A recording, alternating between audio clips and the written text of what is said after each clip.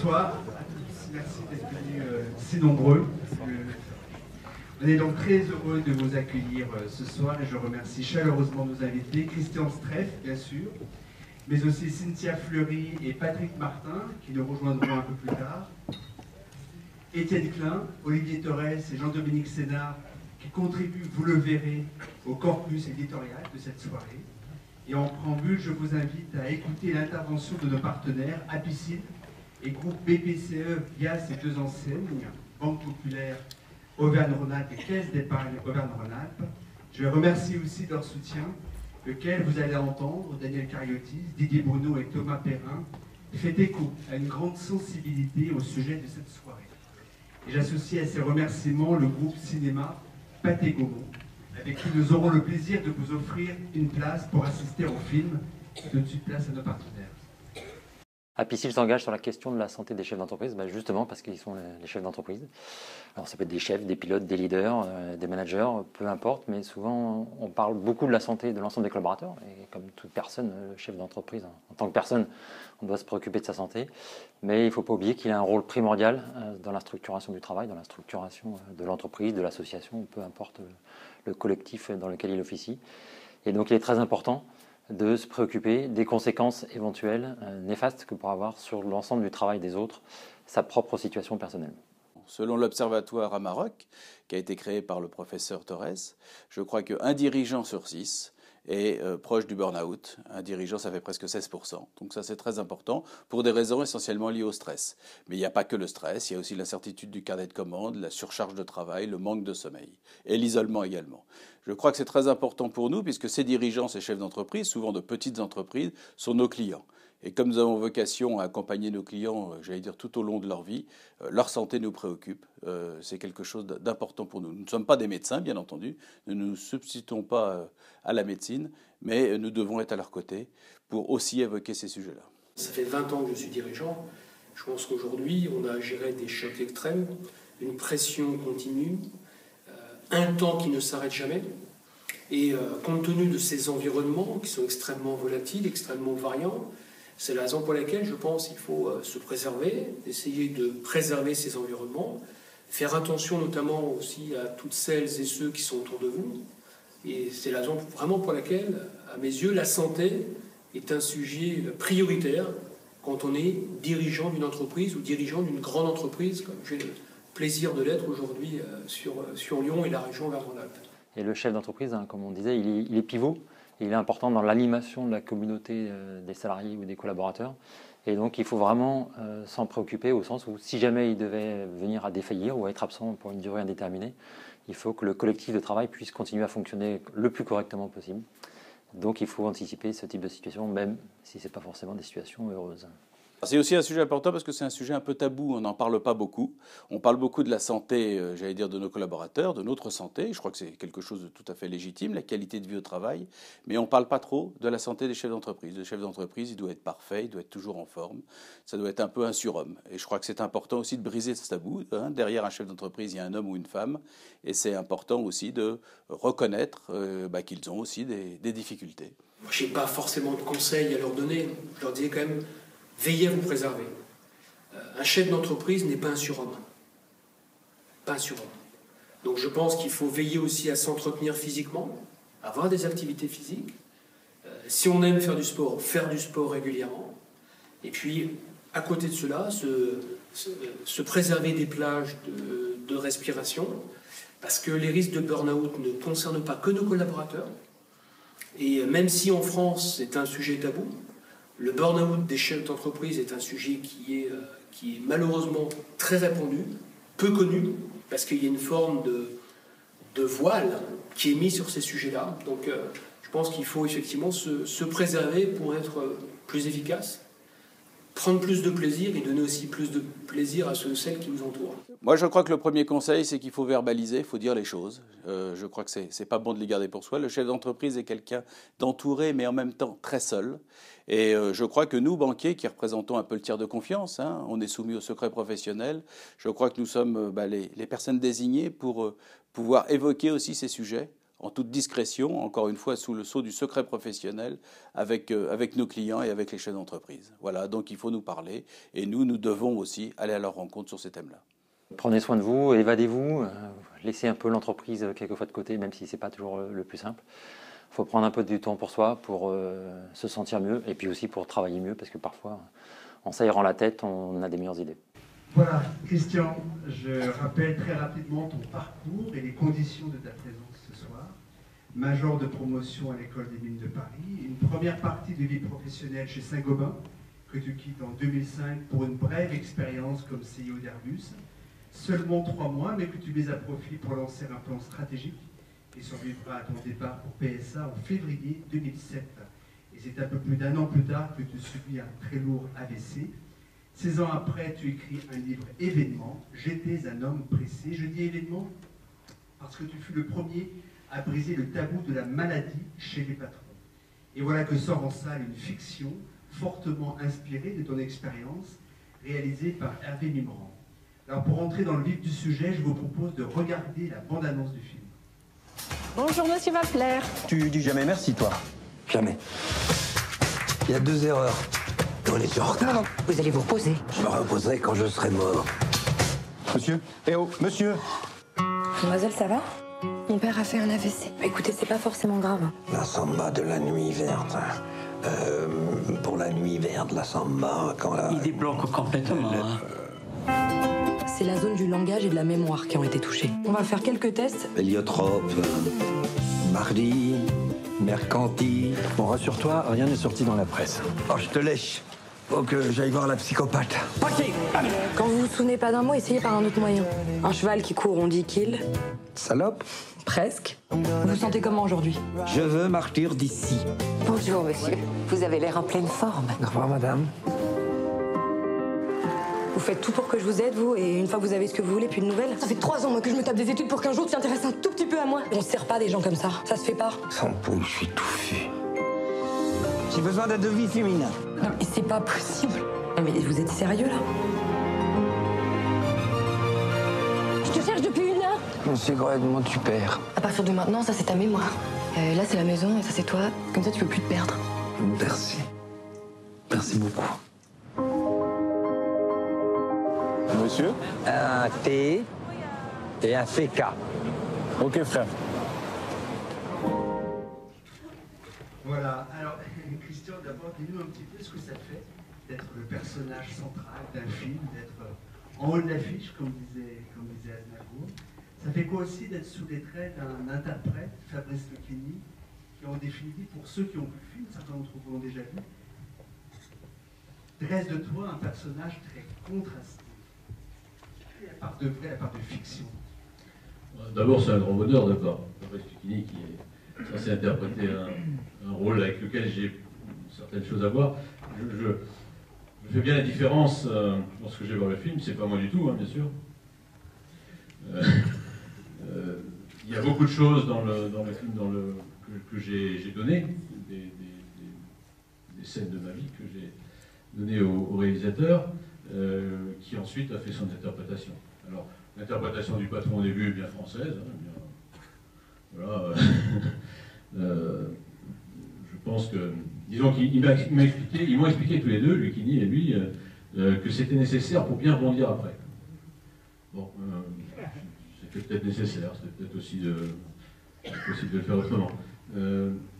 Non, c'est d'abord le travail de Lucchini qui m'a sidéré d'ailleurs pendant toutes les séances de prise de vue que j'ai suivies, qui est quelqu'un d'extrêmement concentré, d'extrêmement professionnel, est un excellent boulot. D'ailleurs, normalement, si vous allez voir ce film, vous devriez rire et vous devriez peut-être un peu pleurer. Enfin, moi, c'est ce que je fais à chaque fois. Et en même temps, ça n'a rien à voir avec mon histoire. C'est-à-dire que la vie du patron tel qu'il est décrit là, et ensuite sa reconstruction, ce sont des choses différentes, ont été inventées réellement par le metteur en scène. C'est-à-dire je distingue bien d'un côté le bouquin que j'ai écrit, qui est là, par contre, un extrait du réel que j'ai voulu faire pour 3 raisons. D'ailleurs, je l'ai fait d'abord pour permettre, disons qu'il y a une petite chance pour que des gens qui ont eu un AVC se mettent à travailler suffisamment pour en sortir un peu. Parce que c'est vraiment le travail qui permet aux gens qui ont un AVC de sortir de la situation du début. Moi, j'ai passé 3 ans à lire, à écrire, à compter, jusqu'à ce que j'arrive à peu près à compter comme aujourd'hui. Je suis encore loin de ce que je savais faire avant. Mais enfin, on y arrive. Donc le premier objectif du bouquin, c'était ça. Le deuxième, c'était de dire merci aux quelques amis, à ma famille, à ma femme qui m'a énormément aidé pour en sortir. Et puis le troisième, c'était d'arrêter, de mettre ça au passé définitivement. On va se rater de ce point de vue-là. Avec le film qui vient d'être fait. C'est quoi justement de se sentir héros d'un film? Et si je pose la question, parfois on s'interroge, un patron est-il un héros? Et là aussi, si je pose la question, c'est que l'image du patron en France, elle est à la fois héroïsée et elle est aussi vilipendée. Alors ça fait quoi d'être justement incarné par ce rôle-là? Oui, je suis assez critique par rapport à cette vision qui est effectivement très française du héros ou du salaud. Hein. Le patron, c'est un peu les deux, mais le patron qui est simplement un homme normal, je prétends avoir été un homme normal comme patron, bien sûr avec de grosses responsabilités, très lourdes, ainsi de suite, mais toujours un homme comme toi, comme vous. Enfin, et je fais partie des patrons qui ont toujours serré la main à tout le monde, dans la rue, enfin, je veux dire, je ne considère pas qu'il y a une race de patrons et une autre, bon, les autres hommes sur Terre, pas du tout, pas du tout. Chacun fait son métier, au niveau où il arrive. Donc, ces deux extrêmes avec lesquels on voit le patron en France, je n'arrive absolument pas à suivre ça. Le patron est un homme normal qui essaie de faire son travail, bon, qui est particulièrement difficile peut-être, mais bon, pour lequel il a démontré qu'il était capable de le faire, normalement. On va rentrer justement dans les détails. On va essayer de décortiquer un petit peu ensemble les enseignements que tu as retirés de cette épreuve et qui parlent aux chefs d'entreprise qui sont réunis ce soir. D'abord, qu'est-ce qu'une telle épreuve a changé au fond de toi? Et qu'est-ce qu'elle a révélé finalement de toi qu'auparavant tu ignorais ou peut-être même que tu enfonçais? Alors, le changement, il y en a déjà un qui est très concret. C'est que j'étais obligé d'abord, et ensuite je l'ai fait volontiers, c'est l'écoute. J'étais un patron qui écoutait quand il avait le temps. Et pendant les 3 ans où bon, j'ai beaucoup de mal à m'exprimer, et où peu de gens m'écoutaient, moi j'ai commencé à écouter, j'ai trouvé beaucoup d'intérêt, et petit à petit, aujourd'hui je suis quelqu'un qui a d'abord du mal à être avec toi, à parler comme je le fais aujourd'hui, et en même temps je pense gagner beaucoup dans ma vie à écouter tous les gens qui m'entourent. Ça c'est le premier point. Le deuxième, c'est le temps. Ça c'est beaucoup plus important, beaucoup plus général, je pense, pour tous les chefs d'entreprise, mais pour tout le monde. Je gérais mon temps comme un patron qui était patron depuis pas mal de temps, qui avait l'impression de bien savoir gérer tout ça. J'avais une méthode, j'avais tout ça, mais enfin, je travaillais quand même de 6h du matin jusqu'à 10h du soir, 5 jours et demi, 6 jours par semaine, c'est-à-dire c'était de la folie, quoi. Et j'ai retrouvé tout ce qu'on peut faire, toute la richesse qu'a pour chacun d'entre nous le temps perdu, le temps de lire, le temps d'écrire, le temps de marcher, tout simplement. Ça, c'était fabuleux, fabuleux. On reviendra un tout petit peu après d'ailleurs sur le temps, on va l'approfondir ce thème avec Étienne Klein tout à l'heure parce que c'est extrêmement intéressant. Sur l'écoute, un patron se donne-t-il toujours le temps de l'écoute? A-t-il les moyens et a-t-il le temps de confier de l'écoute aux autres? Il l'a s'il le veut, mais il restera limité ce temps-là. C'est-à-dire que le patron est obligé de demander à tous tous les gens à qui il parle, à tous les collaborateurs qui l'écoutent, lui, de condenser son temps. Cela dit, je pense que c'est absolument nécessaire, pour être un bon patron, de consacrer une partie significative de son temps à cette écoute, à tous les niveaux d'entreprise. Enfin, d'abord écouter un collaborateur direct sérieusement, quand un problème lui est exposé, comprendre le problème, aller au fond, ainsi de suite, et puis écouter plus largement les gens qui sont plus loin. C'est absolument fondamental, je pense. C'est une des critiques que je fais. Si je recommençais demain, j'écouterais mieux. Dans notre entretien publié dans la tribune qu'on vous a remis tout à l'heure, tu l'admets, oui, j'étais un dirigeant dur, et tu complètes, mais c'est le lot de tout patron. Alors, est-ce vraiment le cas? Et si oui, est-ce inéluctable, ce qui signifierait qu'il n'y a pas de progrès possible à attendre sur ce terrain? C'est quand même dommage. C'est inéluctable, mais les progrès sont possibles. Alors, justement. C'est inéluctable dans le sens où, quand vous êtes patron, les décisions que vous avez à prendre, que vous avez réellement à prendre, sont les seules que vos collaborateurs n'ont pas réussi à prendre, ce sont les décisions vraiment difficiles. Toute autre décision, normalement, si vous faites travailler correctement l'ensemble de votre entreprise, si tout ce qui est facile sera pris. Et c'est une erreur que j'ai faite aussi, que fait facilement un patron, d'essayer de prendre plus de décisions que celles qu'il a réellement à prendre. D'abord, ça fait du bien, ça permet d'aller de prendre des décisions assez faciles, mais les décisions réelles du patron sont presque toujours, des décisions difficiles. Et donc, on est dans le problème que tu indiquais. Enfin, et en même temps, il faut que tu me redises. On parlait de la dureté, en fait, d'être patron. La dureté, oui. Donc c'est dur parce que le patron ne prend que les décisions dures. Voilà. En même temps, le rôle du patron est de faire bouger une entreprise pour la partie la moins dure, la plus pour le travail quotidien, ainsi de suite, et les beaux projets, mais il n'a pas de décision à prendre dans ce domaine-là. Un peu dans ce sens-là que le patron doit être fondamentalement ouvert, très positif, voyant l'avenir, ainsi de suite, en sachant en même temps que tout seul, ou presque tout seul, dans son coin, il devra prendre des décisions difficiles. Dans un livre qu'on a publié, que j'ai publié il y a quelque temps, avec Éric Dupond-Moretti, l'avocat, on évoque la dichotomie de l'homme et de l'avocat. Cette question, je peux te la poser. J'imagine que l'homme et le patron que tu étais ont eu souvent le sentiment de vivre plus que des tensions, des déchirures intimes. Et là, je fais aussi référence à la cohérence des valeurs, celle dont l'homme est nourri et celle qu'il met à l'épreuve de ses décisions de patron. Est-ce particulièrement difficile à vivre? Encore une fois, je ne suis pas très d'accord avec ça. J'ai très rarement eu l'impression de cette dichotomie.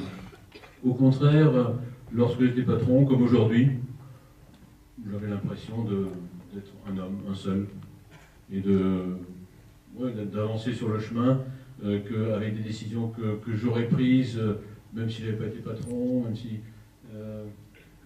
Non, je pense réellement que, même si quand on est patron, on ne peut pas tout dire, tout ce qu'on fait, tout ce qu'on pense, parce qu'il y a des choses que la concurrence ne doit pas savoir, ainsi de suite.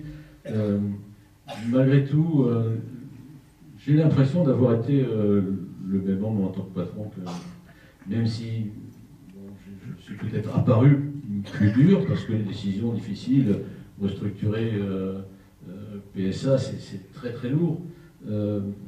Malgré tout, j'ai l'impression d'être toujours resté moi-même.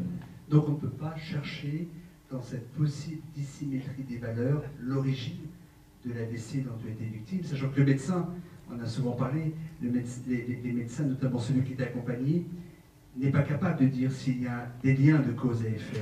Et cette dissymétrie-là, non, d'après toi, elle ne veut pas être en lien. Non, pas du tout. Non, pas du tout. Là-dessus, j'ai un point de vue, bon, c'est que mon point de vue, hein, bien sûr, mais j'ai un point de vue vraiment, vraiment très clair. Il n'y a pas de lien. Ce que dit mon médecin, c'est qu'il y a 200 causes d'AVC. que décider que cette différence entre l'homme que je serai et puis celui qui doit prendre des décisions pour l'entreprise est trop importante. Non, je ne pense pas que ce soit... moi, je suis persuadé que mon AVC a, bien sûr, quelque chose à voir avec la tension dans laquelle j'étais, parce qu'on était au début de la crise de 2008, mais j'ai toujours énormément travaillé. Est-ce que je travaillais plus à ce moment-là? Peut-être un petit peu. Enfin bon, la cause réelle de l'AVC, ça c'est ce que m'a dit mon médecin, il ne la connaît pas. Bon, ensuite, si je demande à ma femme, c'est différent. Hier, tu étais un homme pressé. Aujourd'hui, tu es, affirmes-tu, un homme heureux. L'épreuve t'a ouvert à l'essentiel et tu t'a ouvert, je te cite, à la vérité de l'existence.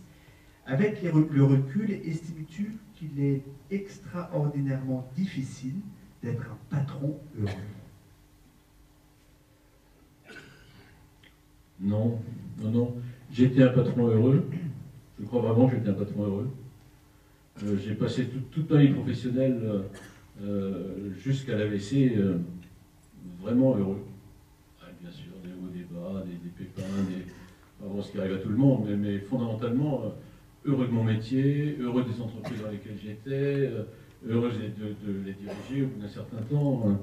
Je pense vraiment avoir été un patron heureux. Et je ne suis plus patron, mais je suis heureux. Alors, y compris parce que la rémunération pose parfois question au sein du corps social d'une entreprise, le patron se donne-t-il moins que d'autres le droit de penser à lui et de prendre soin de lui? Y a-t-il une réalité peut-être de culpabilisation, même de sacrifice, quand on évoque justement le rôle de patron? Est-ce que ça peut exister, ça? Oui, ça existe. La question de la rémunération doit avoir quelque chose à voir, mais pas énormément. Même si, je dis, je pense que les patrons sont plutôt trop payés. Et ça a été vrai pour moi aussi. Mais... Se donne-t-il moins que d'autres le droit de penser à lui? Oui, ça c'est possible. Et c'est clair que en particulier lorsque j'étais patron de PSA, j'avais une charge sur les épaules qui était vraiment très significative, mais qui me faisait quand même plaisir. J'ai j'ai abandonné, entre guillemets, ma femme, ma famille, mes amis, qui comprenaient, entre guillemets aussi, plus ou moins. Bon, là, il y a un risque clair c'est un risque contre lequel je pense qu'en tant que patron, il faut résister tous les jours, il faut lutter tous les jours. C'est d'éviter de se focaliser tellement sur les problèmes qu'on a à résoudre qu'on oublie la vie, qu'on oublie ce qui se passe autour et qu'au bout du bout, on prend les mauvaises décisions. Là, je suis d'accord. C'est la première fois. Tout à l'heure, avec Cynthia et Patrick, on évoquera aussi d'ailleurs la question de l'invulnérabilité, l'invincibilité dont certains patrons, que ressentent certains patrons.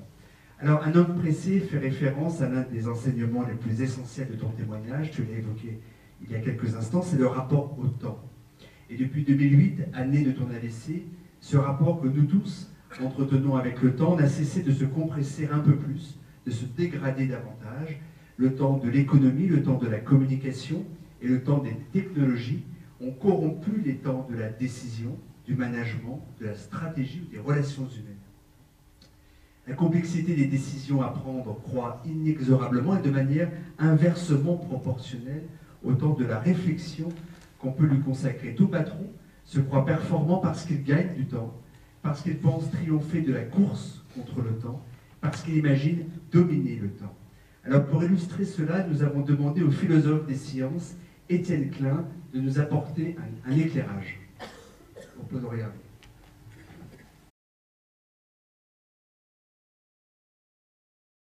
Ce qui nous donne cette impression d'une accélération du rythme ne vient pas du temps même, mais de ce qui se passe dans le temps, c'est-à-dire du rythme de nos activités, et notamment du fait que nous sommes soumis, notamment grâce à la technologie, à une superposition de présents multiples. C'est-à-dire qu'au moment où nous travaillons, nous sommes dérangés par un message qui nous vient par notre téléphone ou par un ordinateur.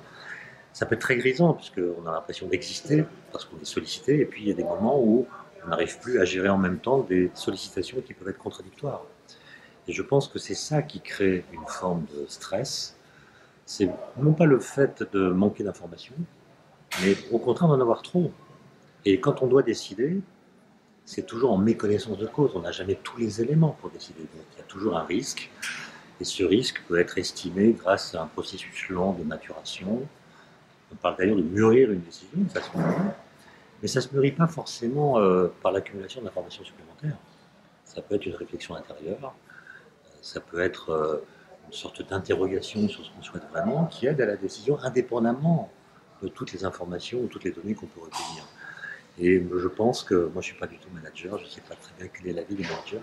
J'en connais qui sont très stressés, j'en connais qui sont très calmes. Je ne sais pas quelle est la caractéristique la plus favorable pour prendre les bonnes décisions. Mais en tout cas, je pense que de temps en temps, il faut tout laisser tomber, marcher dans la rue ou en forêt. Et le fait que les pieds touchent le sol dans la marche, ça a été démontré, hein, excite des ondes qui vont remonter au corps et exciter dans le cerveau des zones qui sont en général inactives. Et donc, pour bien décider, il faut bouger. Alors, je vais te faire réagir sur la marche, bien sûr, parce que la marche a largement, copieusement contribué à ta reconstruction. Mais juste avant, j'aimerais que tu nous dises un petit peu ce que t'inspire le témoignage d'Étienne, et notamment sur ce lien concret entre le temps, le stress et la décision, la bonne décision. La première remarque que j'aurais à faire, c'est que il est clair que pour être patron, le point numéro 1 de plus en plus, le point qui est d'intendance, c'est de savoir gérer son temps et de limiter l'impact de tout ce qui mange notre vie, hein, qui mange notre vie à tous. Et ça, c'est tout à fait possible. Tout à fait possible. Quand on est patron, c'est possible de s'isoler 1 heure. Et c'est une des rares choses que j'ai bien faites. Lorsque j'étais patron de PSA, tous les soirs, je prenais les 5 minutes pour utiliser le diagramme d'Eisenhower. Enfin bon, ça ne veut dire peut-être rien. On met l'urgent et l'important. Et de manière à concentrer la première heure du lendemain matin sur l'important, non urgent. Et ça vous fait gagner un temps incroyable. Un petit détail, mais enfin... Et d'une manière générale, dans la vie de tous les jours, je continue aujourd'hui à savoir à peu près lutter contre l'invasion de tous les messages qui ne servent à rien. Ça, c'est une chose qu'on a encore tous à apprendre avec les technologies qui évoluent rapidement et tout ça va se tasser, je pense, un jour, de la même manière que la révolution énergétique a apporté tout ce qu'elle a apporté à l'humanité, et ensuite, voilà, on vit avec ça aujourd'hui, c'est à peu près constant, l'apport des révolutions énergétiques dans notre vie de tous les jours. Je pense qu'il y aura un moment où ça va se tasser, et il faut résister jusqu'à ce que tout ça soit décanté et nous permette de revivre normalement. C'est un point absolument fondamental. Et parle-nous de la marche, parce que vraiment c'est un point très important de ta... C'est la fin de ma guérison, hein. C'est un jour, pour des raisons également personnelles, un ami que j'ai perdu, enfin, on avait prévu de faire le GR5 à 2, le GR5, je ne sais pas si ça veut dire quelque chose, c'est un sentier qui va d'Amsterdam jusqu'à Nice, en passant par les Vosges, le Jura, les Alpes. Alors j'ai pas fait la partie plate hollandaise parce que c'est pas drôle. Par contre, je suis descendu les Vosges, le Jura, les Alpes, ça m'a pris 2 mois et j'étais tout seul. Et plus exactement, j'ai rencontré à un moment donné un jeune gars de 25 ans qui sortait d'école, qui avait besoin pour une autre raison, de se retrouver. Il marchait plus vite que moi, donc il m'a largué. Plus exactement, je l'ai retrouvé parce qu'il a passé 2-3 jours chez les amis, je l'ai retrouvé après une étape. Et on a refait 2 jours ensemble. Ensuite, je lui ai dit, allez, tu me diras quand tu seras à Nice. En tout cas, c'est un moment de ma reconstruction qui a été fabuleux. D'abord parce que je me suis amusé à nommer tout ce que je rencontrais, et ça marchait. Et donc j'ai eu l'impression de terminer. À ce moment-là, je voulais avoir définitivement terminé de parler d'AVC, mais c'est raté. Encore une fois, ça Mais si je peux vous inciter à faire quelque chose, essayez de marcher, et seul en plus. Essayez de marcher quelques jours d'abord tout seul. Vous verrez, c'est long. Et vous avez un temps incroyable. Vous découvrez beaucoup de choses. Vous découvrez une partie de la vie, hein, c'est qu'une partie bien sûr, mais c'est fondamental. Les vertus qu'évoquait Étienne, en fait, il ne faut pas attendre d'être malade pour les mettre à l'œuvre. Il faut attendre, il faut anticiper. Il y a un mot qui revient régulièrement dans ta bouche, un leitmotiv qu'on sent incarner à la fois un regret, celui de ne pas l'avoir suffisamment mis en œuvre, honoré, mais aussi l'invitation pour tout patron de s'en saisir sans réserve, c'est la confiance. Se faire confiance, se donner confiance. Les dirigeants sont-ils finalement peu enclins, peu capables, ou plutôt peu invités à l'exercer? Il y a une question de capacité, d'abord et avant tout. Faire confiance, ça suppose de bien maîtriser une chose qui apparaît comme contraire, mais qui n'est pas, c'est le contrôle. Vous êtes patron, un bon patron, ça passe son temps à faire confiance aux gens et à contrôler que tout avance comme il le souhaite, comme on l'a dit d'ailleurs, comme on se l'est dit entre patron et collaborateur. C'est un point absolument fondamental. Je pense qu'une entreprise, une équipe de direction d'entreprise où les gens ne se font pas confiance, investissez ailleurs. C'est fondamental. Mais en même temps, donner simplement confiance à quelqu'un, c'est trop facile. C'est possible lorsqu'il n'y a pas d'enjeu, lorsqu'il y a des enjeux comme il y en a dans une grande entreprise, c'est pas possible. Donc la confiance, c'est fondamental, c'est le premier outil de travail, c'est la première chose pour la vie de toutes les équipes, dans toutes les entreprises, mais ça va avec le contrôle. Il y a un sujet qui est lié à la confiance, c'est la solitude. Tout patron le sait, qu'il dirige une TPE, une multinationale comme c'était ton cas, il est très seul lorsqu'il doit décider, trancher, rompre, assumer. Il est seul parfois parce qu'il le veut bien, évidemment, mais aussi parfois contre son gré. Cette solitude, comment vivre avec elle et comment y faire rempart, comment la contrer quand c'est nécessaire? D'abord, il y a des petits moyens de l'éviter. Et je pense qu'un bon patron est quelqu'un qui n'est pas complètement seul. C'est-à-dire qu'il a trouvé une, deux ou trois personnes autour de lui dans lesquelles il a une confiance totale, sans contrôle. Il a une confiance totale de manière à pouvoir échanger sur les décisions que lui va devoir prendre quand même, mais de manière également à avoir un retour sur la façon dont il dirige. Donc, le patron qui est vraiment seul, je pense qu'il a perdu. Je ne vois pas un patron vraiment réussir longtemps en étant complètement seul.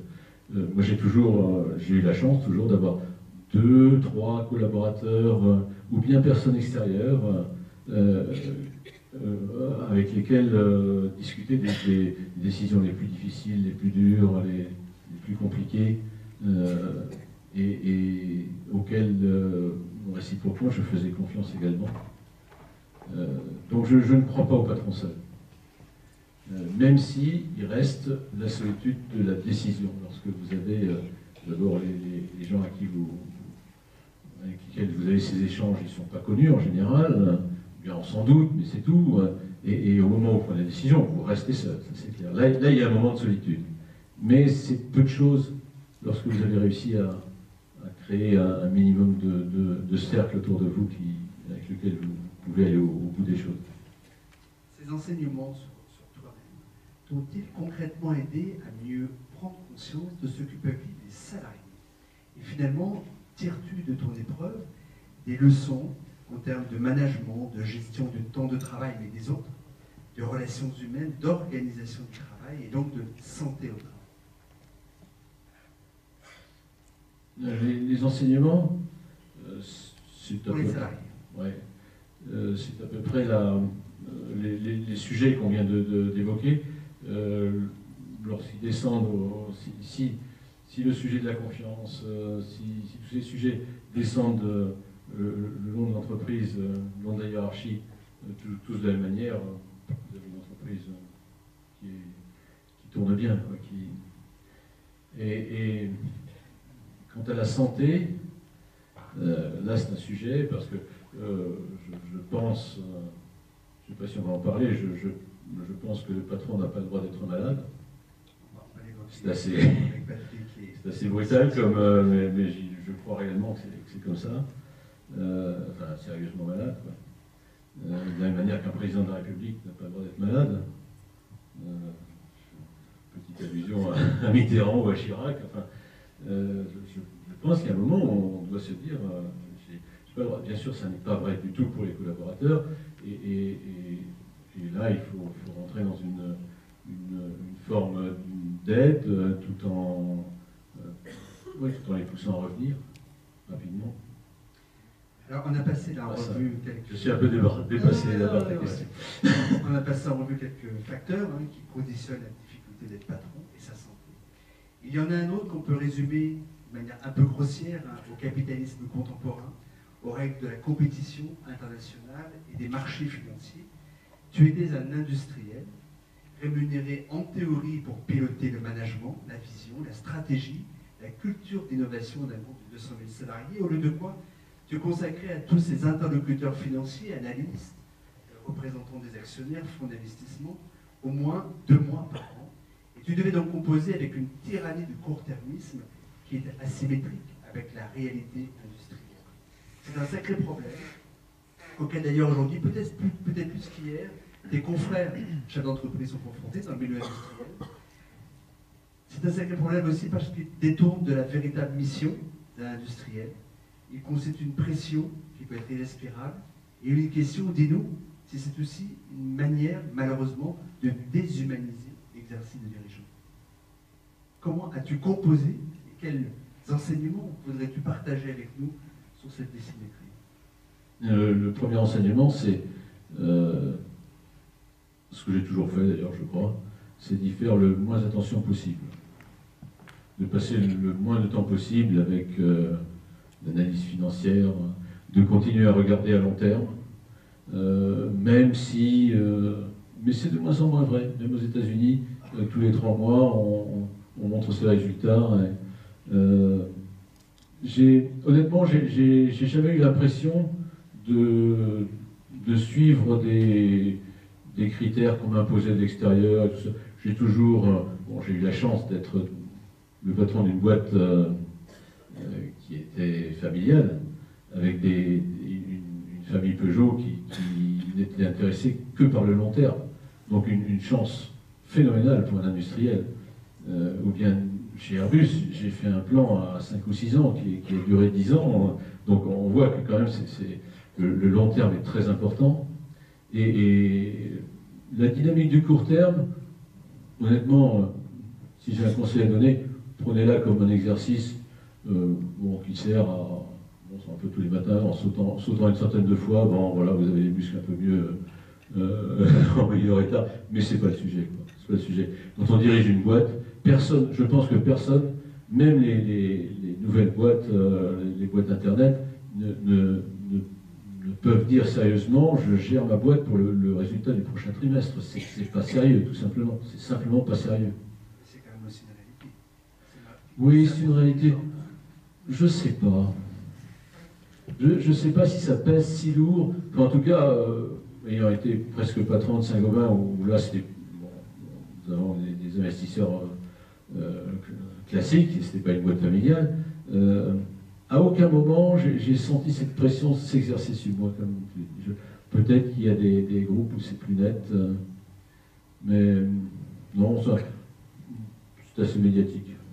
Alors, avant d'inviter Cynthia Fleury et Patrick Martin, on va prendre 2 ou 3 questions dans la salle et faire une petite coupure. Qui a envie de poser une question à Christine?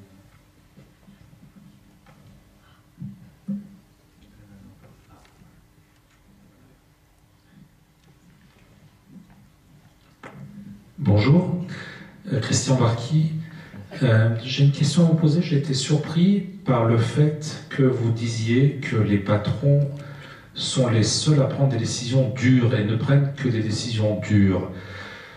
J'ai pas cette habitude-là et je crois que si on arrive à déléguer sur ses dirigeants, et quand un patron de PSA dirige sa boîte, il a, je pense, quelques grands cadres dirigeants sous sa responsabilité, est-ce, si vous avez pris ces décisions toujours dures, parce que vous n'aviez pas soit la confiance, soit la peur de leur déléguer des décisions dures?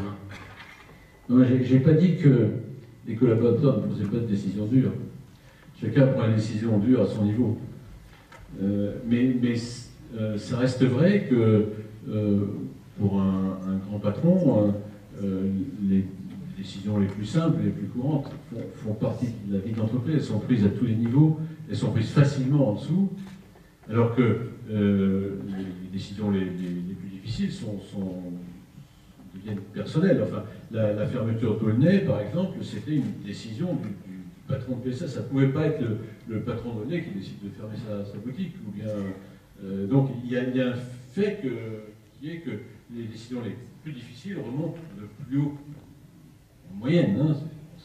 Mais ça ne veut pas dire que les collaborateurs n'ont pas de décisions difficiles à prendre. Hein. Ils en ont tous à leur niveau. Mais c'est vraiment ce que je retiens, moi. D'ailleurs, c'est même un entraînement, je pense, et c'est positif pour un patron de laisser prendre le plus possible des décisions le plus bas possible, en dessous de lui. Et donc, les décisions qui sont moins difficiles à prendre, moins dures, en fait, pour les gens et pour l'entreprise. Oui, c'est un entraînement de laisser prendre ces décisions-là le plus bas possible. Moi, je pense quand même que... mais encore une fois, je n'ai pas dit qu'il n'y a pas de décision dure à prendre en dessous.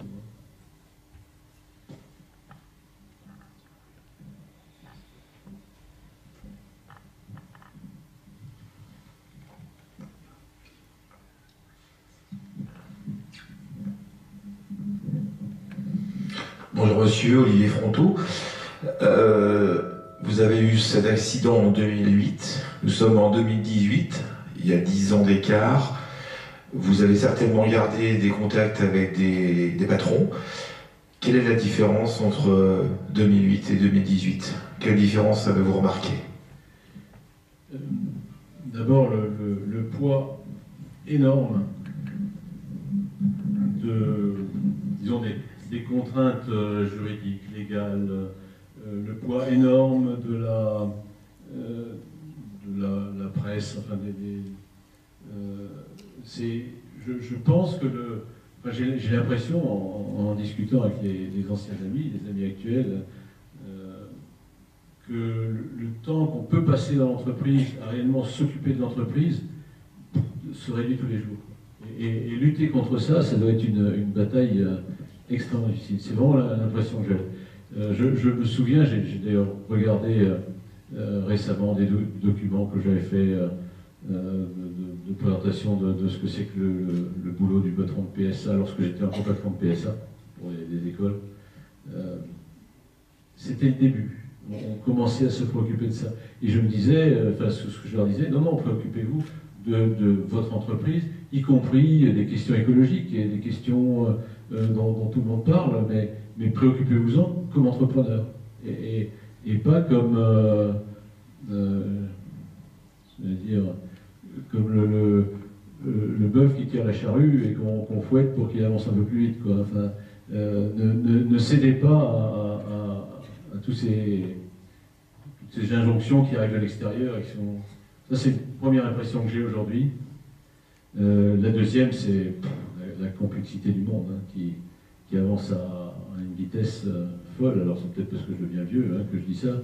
Mais je pense réellement que... donc, on parle de plus en plus de choses qui ne sont pas l'entreprise, dans l'entreprise. Et alors, dans la banque, c'est infernal. C'est carrément infernal.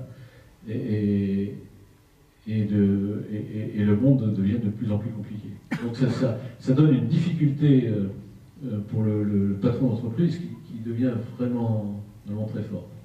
Il y a des choses qui se sont nettement améliorées, qui n'ont pas arrêté de s'améliorer depuis 20 ou 30 ans en France.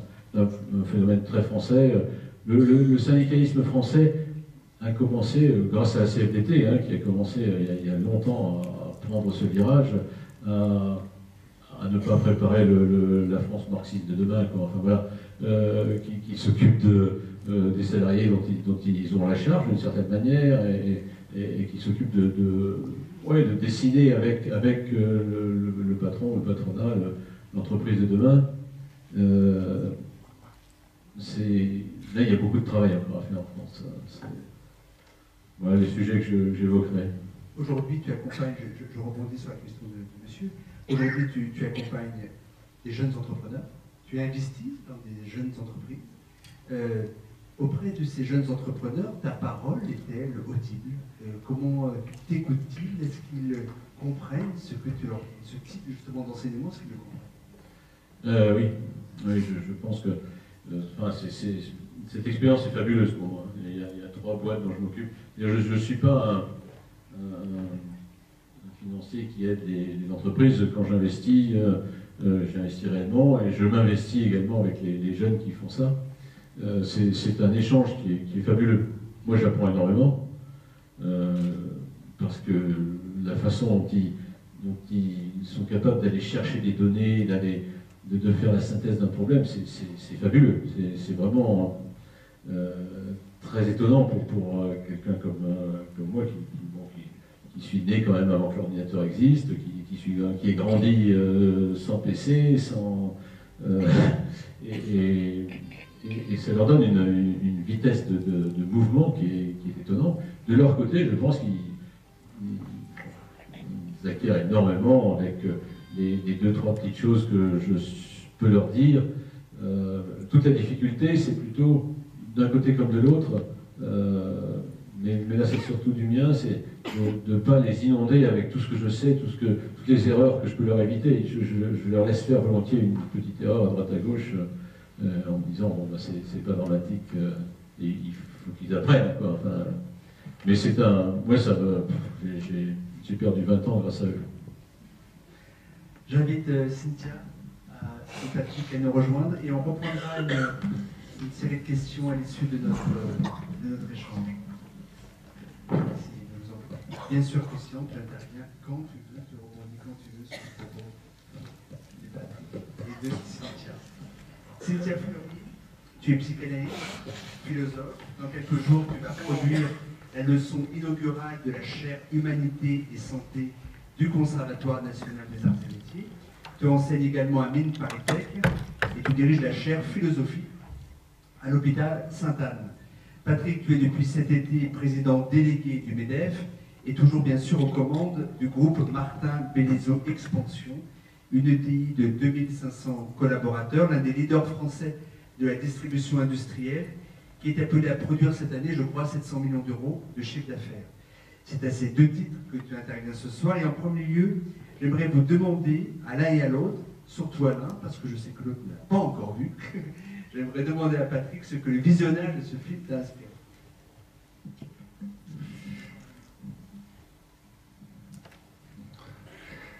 Ça m'a inspiré beaucoup d'émotions. Il se trouve qu'en plus j'ai eu la chance, si je puis dire, de voir ce film en présence de 2 des protagonistes de cette affaire.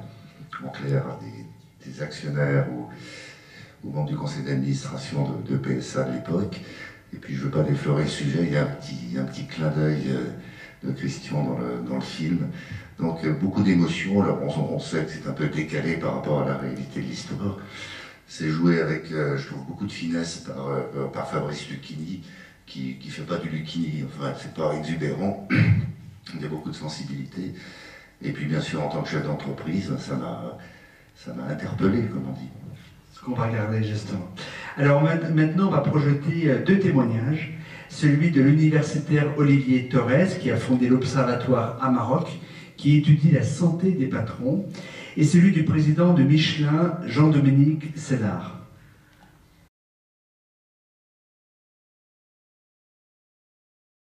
Le jour où on s'est intéressé à cette question-là, ce qui, moi, m'a frappé le plus, c'est que, hommes comme femmes, les dirigeants au travail vous diront sans cesse « je n'ai pas le temps d'être malade ». Certains même, et c'est pire et plus terrifiant, vous disent « je n'ai pas le droit d'être malade ». En quoi serait-il d'ailleurs en dehors des lois de la biologie? Et j'ai même entendu des hommes et des femmes me dire « vous savez, je ne tombe malade que quand je suis en vacances », ce qui sous-entend des hommes et des femmes qui sont extrêmement engagés dans leur travail et lorsqu'ils relâchent, le corps reprend ses droits. En vérité, les dirigeants sont sous l'emprise d'une idéologie qui est l'idéologie du leadership, où on se voit comme un gagnant, comme un battant, comme un winner. Et cette posture-là interdit la parole de la faiblesse. Et on voit bien à quel point ces hommes et ces femmes, qu'ils soient entrepreneurs, commerçants, artisans, professionnels libéraux, chefs d'entreprise ou managers, parfois dans des grands groupes, eh bien s'imposent des trains de travail qui seraient un peu des trains d'enfer. Et donc je dirais, pour conclure sur ce point, que les dirigeants sont plutôt muets à l'égard de leur propre souffrance et de leurs propres conditions de santé. Quand on regarde ce qui se dit, ce qui s'écrit, on fait un double constat. D'abord, la santé au travail est très pathogène. On parle souvent de TMS, de RPS, de harcèlement, de suicide, de compte de pénibilité, ce qui donne quand même, vous en conviendrez, une image assez négative du travail. Mais au-delà de ça, la santé au travail, depuis Villermé en 1840 jusqu'à aujourd'hui, est essentiellement une santé au travail des salariés. Et les différents modèles théoriques, le modèle de Karasek, le modèle de Segrist, si vous regardez bien, sont essentiellement des modèles de santé au travail, mais sous contrainte de liens de subordination. Quand on lit les travaux de Christophe Dejour, Souffrance en France, ou de Marie-France Irigoyen sur le harcèlement, on se rend compte que la souffrance au travail résulte toujours d'un effet de domination. Ce sont les dominés qui souffrent et non pas les dominants. Et donc les dirigeants étant les dominants, eh bien, sont parfois, même d'après ces travaux, la source du mal au travail. Et donc du coup, on a des dirigeants qui sont muets à l'égard de leur propre santé, et puis des analystes de la santé au travail qui sont sourds à ce que j'ai appelé la souffrance patronale. Eh bien, on comprendra alors pourquoi un dialogue entre des sourds et des muets n'a pu produire que ce que j'appelle une zone aveugle, c'est-à-dire une absence totale de considération de la santé des dirigeants. Je dirais que l'Observatoire à Maroc a deux grands résultats. Le premier, et c'est heureux, c'est que entreprendre, c'est bon pour la santé. Et que ça développe ce qu'on appelle, nous, des facteurs salutogènes, c'est-à-dire des facteurs qui sont bons pour la santé. Quand on est un dirigeant, on est maître de son destin, on est plus optimiste, on gagne en capacité d'adaptation, et ça, ce sont des facteurs très positifs. Mais par contre, si la santé est meilleure, elle est également plus risquée. Les dirigeants ont des hauts très hauts et des bas très bas. Et toute la question qui se pose à nous, Observatoire Maroc, et à nous tous, la société, c'est quels sont les filets de sécurité que nous devons créer demain pour éviter que nos entrepreneurs, que nos dirigeants ne tombent, et ne tombent trop bas.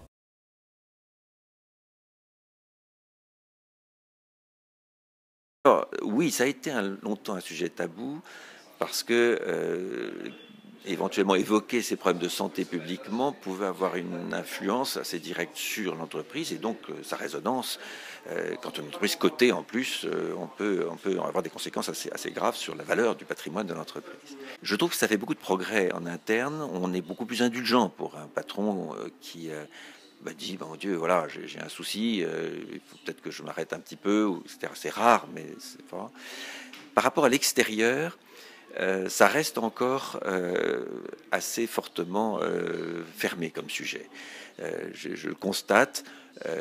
Après tout, on n'est pas là aussi pour embêter le monde avec ses petits soucis personnels. C'est quand les choses deviennent graves, où là je crois qu'il faut avoir le courage et l'honnêteté de dire je ne suis plus en mesure de diriger cette entreprise. C'est un acte certainement très courageux et très complexe, mais qu'il faut maintenant avoir le courage de faire. Et il me semble, enfin dans quelques cas de figure que j'ai pu voir dans le monde, que ça commence à devenir plus courant.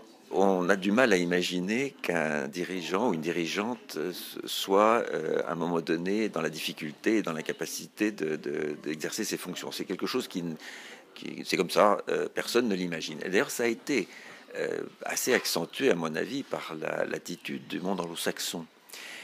qui sur ce plan-là est absolument intransigeant. Un dirigeant ou une dirigeante anglo-saxonne, nord-américaine, etc., aura très naturellement une très grande difficulté à exprimer qu'il a un souci de santé. Dans le monde latin, on est un petit peu plus souple là-dessus, et ne serait-ce que par l'expression du visage, il est difficile de tromper parfois l'interlocuteur. Donc on ne se construit pas forcément ce personnage, vous comprenez ? Et pour tout vous dire, j'ai quand même une très nette préférence pour l'attitude latine, parce que les sentiments, ça s'exprime, la sincérité, ça s'exprime, et je crois qu'aujourd'hui, le monde actuel est sensible à une forme de sincérité. On n'en veut pas à quelqu'un d'avoir la migraine. Qu'est-ce que vous voulez que je vous dise ? Ça arrive, hein, quand on descend de 15 heures de vol, ça peut arriver. On le dit, so what ? La sincérité, c'est quand même ce qui compte. C'est probablement le sens de l'histoire, tout de même. J'espère, parce que sinon, vraiment, ça voudrait dire que le monde devient vraiment très inhumain. Ça serait tellement plus simple, au fond, d'exprimer les choses naturellement. Je crois qu'il est de devoir d'un patron d'avoir une discipline de vie qui convienne, parce que franchement, ça pèse beaucoup dans une vie qui est assez fatigante. La pression est forte, on ne peut pas le nier quand même. Au-delà de ça, il faut que c'est un devoir aussi de se faire suivre. Il est important d'avoir un check-up santé régulier. C'est pas ça qui résout toutes les questions, tous les problèmes. Au moment où ça donne quelques alertes éventuellement qu'on peut corriger, éviter d'attendre trop longtemps.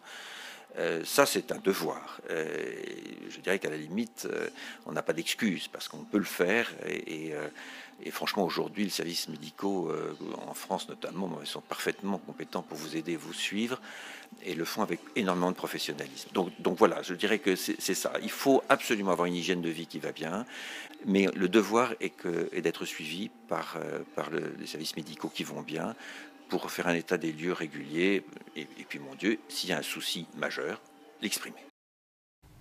Patrick, sujet tabou, notamment vis-à-vis de l'extérieur, rappelle Jean-Dominique Sénard, il évoque aussi le courage, la sincérité, l'honnêteté. Qu'est-ce que ça t'inspire, ce témoignage ? Bien sûr celui de Jean-Dominique Sénard, également celui de Olivier Torres. D'abord, j'apprécie beaucoup Olivier Torres, qui dit avec beaucoup d'humour des choses très profondes. Il est un peu seul à les dire jusque-là, et je crois que c'est un sujet, je m'adresse là à tous les chefs et responsables d'entreprise présents, c'est un sujet que nous-mêmes on doit beaucoup mieux prendre en compte, pour nous-mêmes, pour nos entreprises, c'est ce qu'a dit Jean-Dominique Sénard. C'est pour ça que, pardon, je fais juste une petite parenthèse, au niveau du MEDEF, on est bien déterminé à mettre en place des solutions, à faire beaucoup de sensibilisation auprès des chefs d'entreprise, et à leur apporter un dispositif qui les amènera volontairement à se prendre en charge. Parce que derrière, il y a deux enjeux. Il y a bien sûr un enjeu personnel, et ça c'est vrai pour tout à chacun, pas spécifiquement pour les chefs d'entreprise, mais il y a surtout pour l'entreprise elle-même, et je serais tenté de dire surtout pour la petite et moyenne entreprise. Je ne veux pas dire que dans la grande entreprise, le dirigeant est interchangeable. On va faire des gens absolument remarquables, mais dans la petite entreprise, le dirigeant est un peu l'homme orchestre. Et s'il est amené à disparaître ou simplement être immobilisé pendant un certain temps, c'est toute l'entreprise qui vacille en intérieur, et puis tout son environnement également, parce qu'il y a un interlocuteur qui a disparu du paysage temporairement ou malheureusement définitivement. Donc je crois que c'est notre responsabilité de mieux identifier ce sujet et d'y apporter des réponses. Voilà. Bon, moi j'ai un vécu personnel qui en plus me sensibilise un petit peu à ce sujet, donc je suis bien convaincu. Alors, j'ai une hygiène de vie déplorable par ailleurs, ce qui veut dire que les chefs d'entreprise d'abord se prennent pour des surhommes, sont convaincus que les autres les prennent pour des surhommes. C'est vrai de leurs collaborateurs, c'est vrai de leurs clients, de leurs fournisseurs, c'est vrai de leur famille aussi. Donc tout le monde n'a pas la sagesse de tirer les enseignements des petits accidents qu'il a pu connaître, avec le risque que ça devienne de gros accidents. Voilà, je vais pas faire un déballage au-delà de ça. Cynthia, comment as-tu envie de réagir, et notamment à propos de Olivier Torres?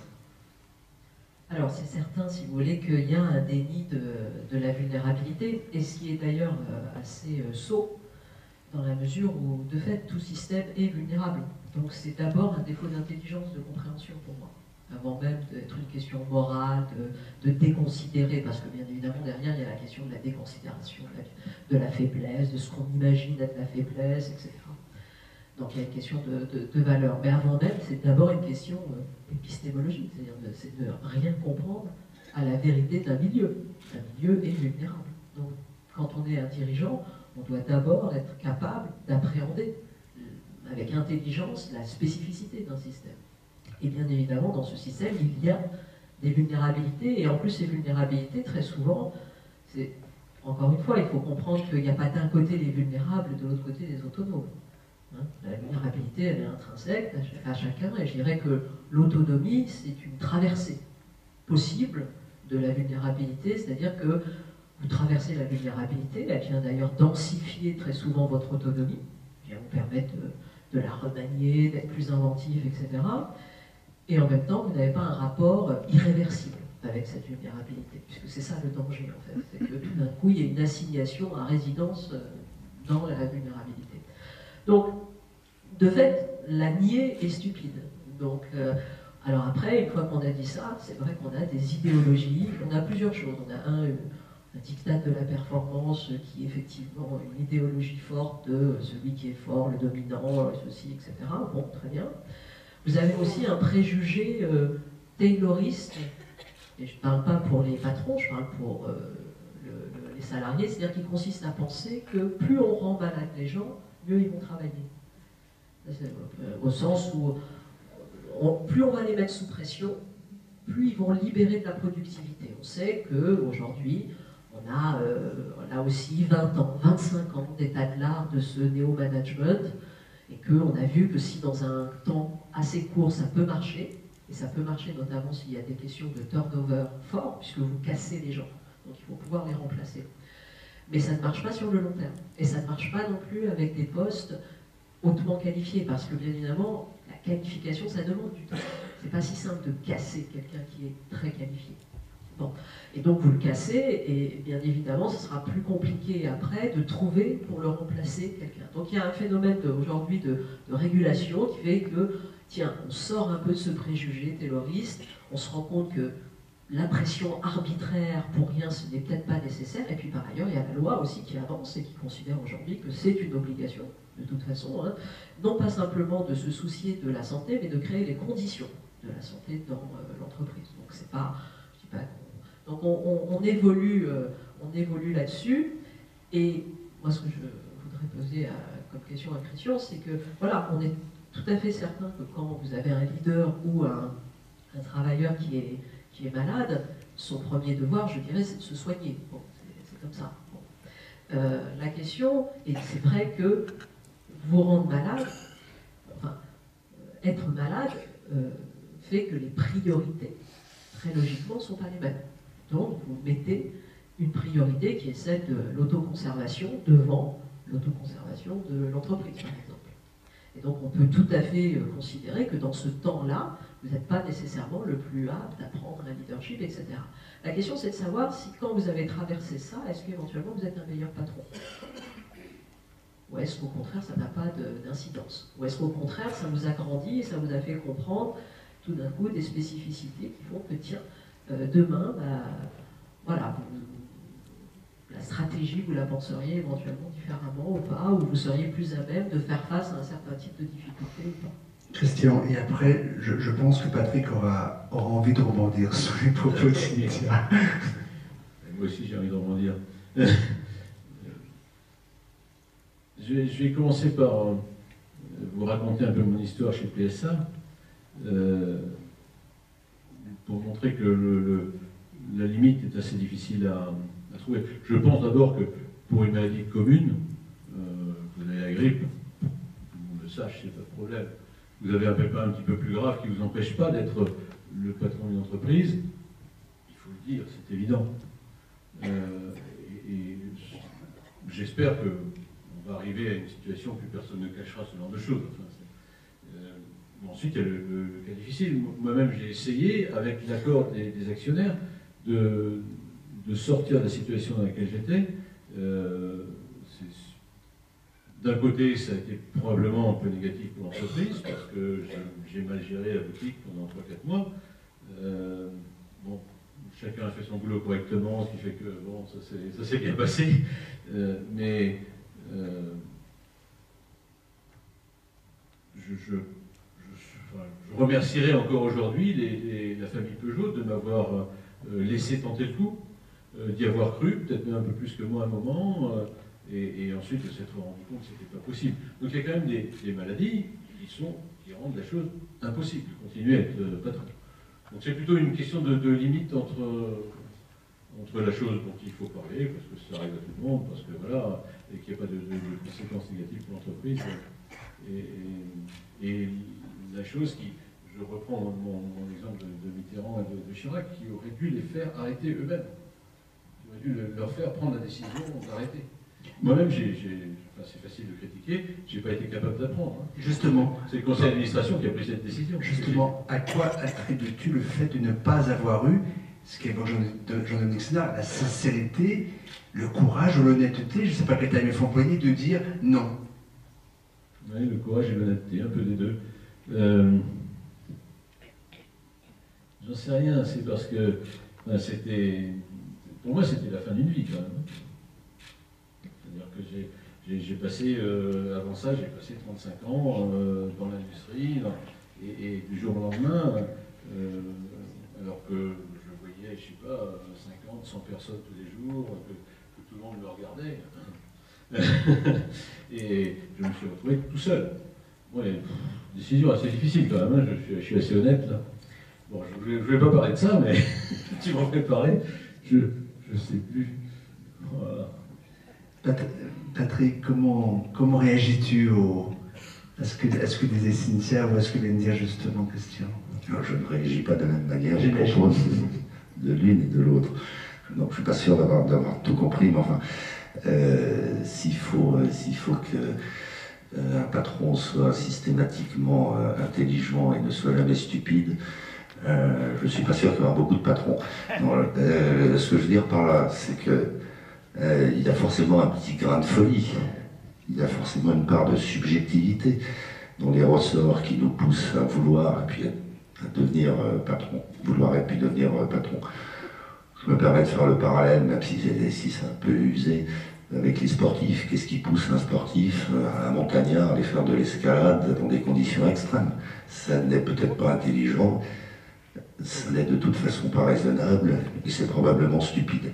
Donc je trouve que c'est un peu réducteur. La vraie question, c'est de savoir quelle est la limite au-delà de laquelle on ne doit pas aller. Parce que tous les jours, on essaie de se prouver quelque chose à nous-mêmes. Je ne dis pas que c'est bien, c'est un état de fait. On essaie de prouver quelque chose à notre entourage, on essaie de se convaincre à tort ou à raison qu'on est utile. Et puis à un moment donné, on dépasse ses limites, on n'en est pas conscient. En tout cas, si on en est conscient, on ne veut pas se l'avouer. Et c'est ça plutôt le vrai problème, plutôt que d'être strictement équilibré, d'avoir une vie personnelle et professionnelle parfaitement stable, parfaitement équilibrée à nouveau. J'ai peur que si on se raisonne en permanence, que si en permanence on cherche un équilibre parfait, qui d'ailleurs de mon point de vue n'existe pas, parce que c'est une notion très individuelle, on ne s'accomplit pas. Il y a une forme d'accomplissement dans l'entrepreneuriat, dans la posture de patron. Après, il y a une autre limite qui est de savoir jusqu'où ne pas se laisser, peut-être pas manipuler, mais conditionner par son entourage. Et c'est vrai que ça doit être à plus forte raison. À la tête de grandes entreprises, il y a un décorum, il y a une forme d'obséquiosité, il y a une forme de référence qui est plus ou moins sincère d'ailleurs, et qui fait qu'immanquablement on doit se prendre au jeu. Moi je découvre ça depuis quelques mois. Ça a un côté puéril, grisant. Par ailleurs, les voitures avec gyrophare, etc., on a l'impression de redevenir gamin. Donc on se dit qu'on redevient gamin, ça va. Le jour où on s'y habitue, je pense que ça devient grave, et donc c'est une autodiscipline qui là est très forte. Mais ce sentiment d'invulnérabilité, d'invincibilité que tu évoques pour toi-même d'ailleurs, où trouve-t-il son ferment? C'est quoi? C'est la relation au pouvoir qui peut être excessive, qui peut être aveuglante, enivrante.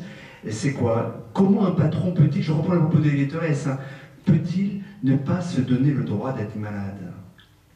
C'est grave quand même ce qu'il évoque, c'est une réalité. Comment est-ce possible? À nouveau, je pense que chacun a ses motivations.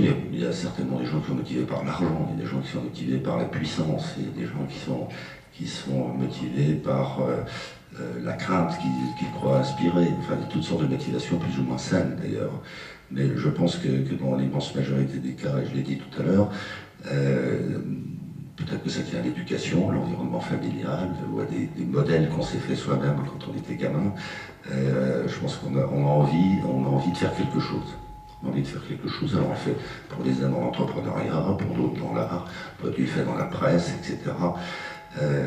Et de se dire, ben, le jour où je me retournerai, j'aurais fait un bout de chemin et j'aurais le sentiment de ne pas être passé là pour rien. Alors c'est très prétentieux d'une certaine manière, mais je me permets de leur dire, heureusement qu'il y a des gens comme ça. Sinon, où serait-on? Vas-y, Christian. Oui, Cynthia, j'ai oublié ta question, René Mola. Le problème, c'est que moi, j'ai oublié ma question aussi. Hein. Moi, je m'en souviens de la question parce que j'écoute. C'était est-ce qu'il y a eu un changement d'attitude consécutivement vis-à-vis de l'entreprise, vis-à-vis des salariés consécutivement à cet accident.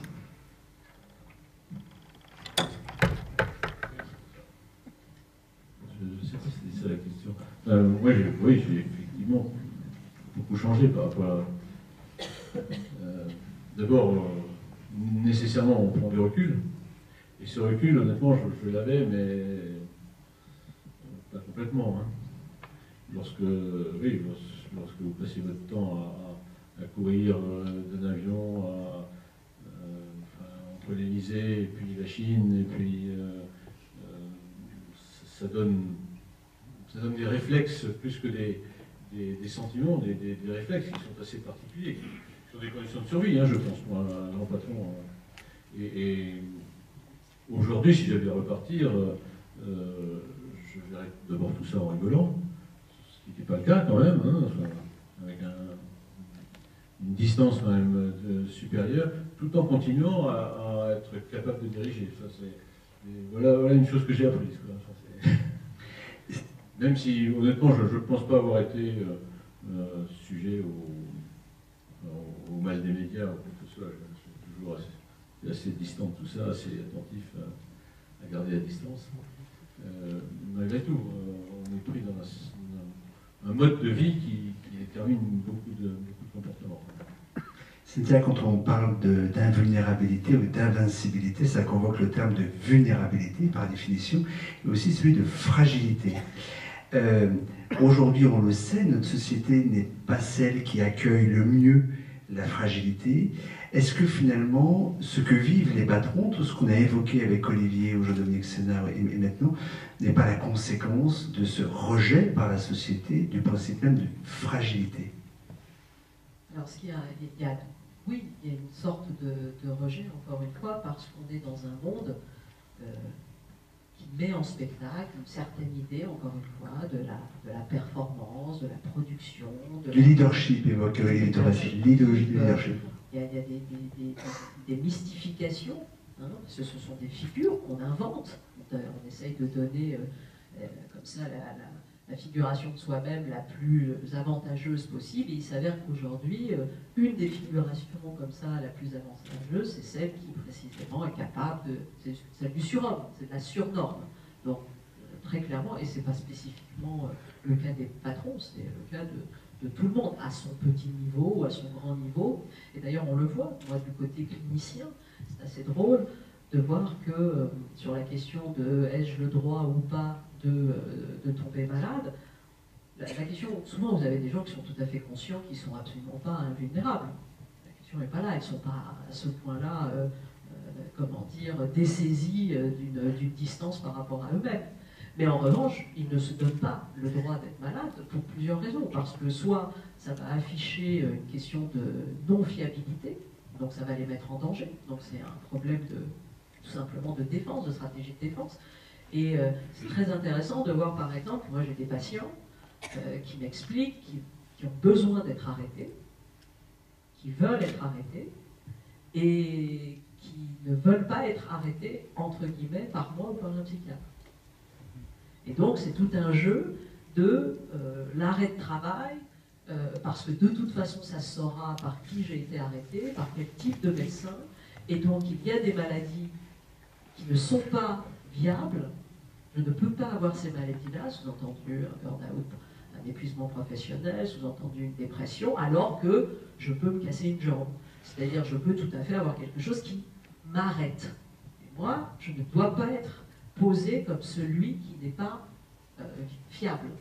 Et c'est pas simple, parce qu'on est là, on sait que si on ne les arrête pas, de fait, on les met en danger. Donc, moi, je les envoie dans mon circuit vers un psychiatre, mais ils ne veulent pas. Et ils ne veulent pas, et donc on va à la casse, entre guillemets, pour ce type de raison. Et vous avez ce qu'on appelle le présentéisme, qui est pareil, hein, c'est-à-dire ce sont des gens qui ont besoin d'être arrêtés, mais parce que c'est normal, parce que quand il y a trop de pression, etc., c'est même pas qu'un problème, si vous voulez, et très souvent, c'est même pas du tout un problème de fragilité personnelle. C'est tout ce qu'on appelle, on voyait Torres qui parlait de De Jour. De Jour, c'est le grand spécialiste de la psychodynamique, et qui explique très bien qu'aujourd'hui, une très très grande partie des pathologies des travailleurs, et même entre guillemets des grands patrons, elle est systémique. C'est-à-dire qu'elle renvoie à quelque chose qui va bien au-delà de leur propre santé personnelle, et qui sont pris dans un maelstrom et dans des circuits de management et de pression qui font que de toute façon, le grand système dysfonctionnant, eux, ils encaissent et ils font comme ils peuvent et ils tombent malades. Donc, voilà, donc on voit voilà, alors par exemple, j'ai appris dernièrement que le talon d'Achille, c'était mignon d'ailleurs, ben ça c'est une bonne maladie. Ça c'est parfait parce que ça vous empêche d'aller marcher. Donc vous êtes peinard chez vous, vous n'êtes pas identifié comme manquant, et en même temps vous pouvez vous reposer. Donc j'ai des demandes de dire, écoutez, vous ne pouvez pas trouver un médecin qui dirait que je me suis cassé le talon d'Achille. Les patrons composent une mosaïque très très diverse, bien sûr, se côtoient dirigeants de très grandes et très petites entreprises, cotées ou non, dans des secteurs en péril ou en croissance, sur des marchés domestiques ou planétaires. Il y a aussi des patrons managers et des patrons entrepreneurs. Et sur ce point, les travaux d'Amaroc établissent des distinctions dans la relation à la fragilité, le fardeau des pressions, de l'échec, de la culpabilité, du risque financier, de la concentration des décisions, des dégâts collatéraux, notamment dans la famille, amènent même des entrepreneurs aujourd'hui au suicide. Alors Patrick, tu es bien placé, non pas pour parler de suicide, mais pour juger de cette différence, puisque tu es un entrepreneur qui au quotidien côtoie des patrons entrepreneurs et des patrons managers. Toi-même, fais-tu une différence ? On a tous la même pression qui est celle de résultat, qui est celle de la vision stratégique. Ça, c'est un trait commun. En revanche, on a peut-être des pressions de nature différente selon qu'on est patrimonial, selon l'expression dorénavant consacrée ou pas. Évidemment, le dirigeant patrimonial qui échoue subit la double peine, parce qu'il perd à la fois son boulot et son patrimoine, par définition. Et s'ajoute à ça, tu faisais allusion, des interférences, on peut dire, familiales. Pour le dirigeant patrimonial, a fortiori s'il a héritier, enfin, s'il a un droit de l'environnement familial, les intérêts familiaux en cause, dans les déjeuners du dimanche, subit une pression supplémentaire, parce que non seulement il peut mettre en danger son propre patrimoine, mais il met en danger le patrimoine non pas d'un actionnaire individuel, parfaitement respectable, mais anonyme, mais celui de son frère, sa sœur, sa grand-tante, etc. Ça crée probablement, ça crée certainement, on va dire, une pression supplémentaire, et j'en parle d'expérience. Le dirigeant non patrimonial subit, lui, d'autres pressions. Paradoxalement, c'est l'inverse. Mais est-ce qu'elle est moins forte, est-ce qu'elle est plus forte? Qui est précisément celle de tous ces anonymes qui, a fortiori, si on parle d'une entreprise cotée en bourse, votent avec leurs pieds. C'est-à-dire que là où la grand-tante pourra te poursuivre de sa vindicte pendant la grand-tante, à un moment donné, elle disparaît du paysage. Elle est pédée, c'est un soulagement. Alors que, enfin, on peut l'avoir dans les pattes pendant 30 ans. Alors que l'actionnaire anonyme, à la limite, est affectivement indolore, mais beaucoup plus brutal. Il fait chuter le cours de bourse. Et voilà, le manager non patrimonial, on peut être les deux à la fois, le patrimonial et le en bourse. Je vais arrêter d'embrouiller mon propos. Mais le dirigeant, le manager, il subit une pression qui doit être beaucoup plus confortable. Et Christian, tu reconnais avec une grande honnêteté d'ailleurs qu'aujourd'hui encore, tu as grande peine à considérer la faiblesse autour de toi. C'était bien sûr déjà valable hein, lorsque tu étais aux commandes de PSA. Pour rebondir sur ce qu'évoquait Cynthia, penses-tu, et je pose aussi la question à Patrick, que la culture, l'exigence, le diktat de la performance nous rendent imperméables à la fragilité des autres, mais aussi à nos propres fragilités? Non, je ne pense pas ça. Je pense pas ça. Je pense que la performance, ça reste le point fondamental de l'entreprise. Il reste absolument fondamental pour un patron et pour un dirigeant d'entreprise d'être certain que lui-même est capable de faire le maximum, entre guillemets, pour faire avancer l'entreprise.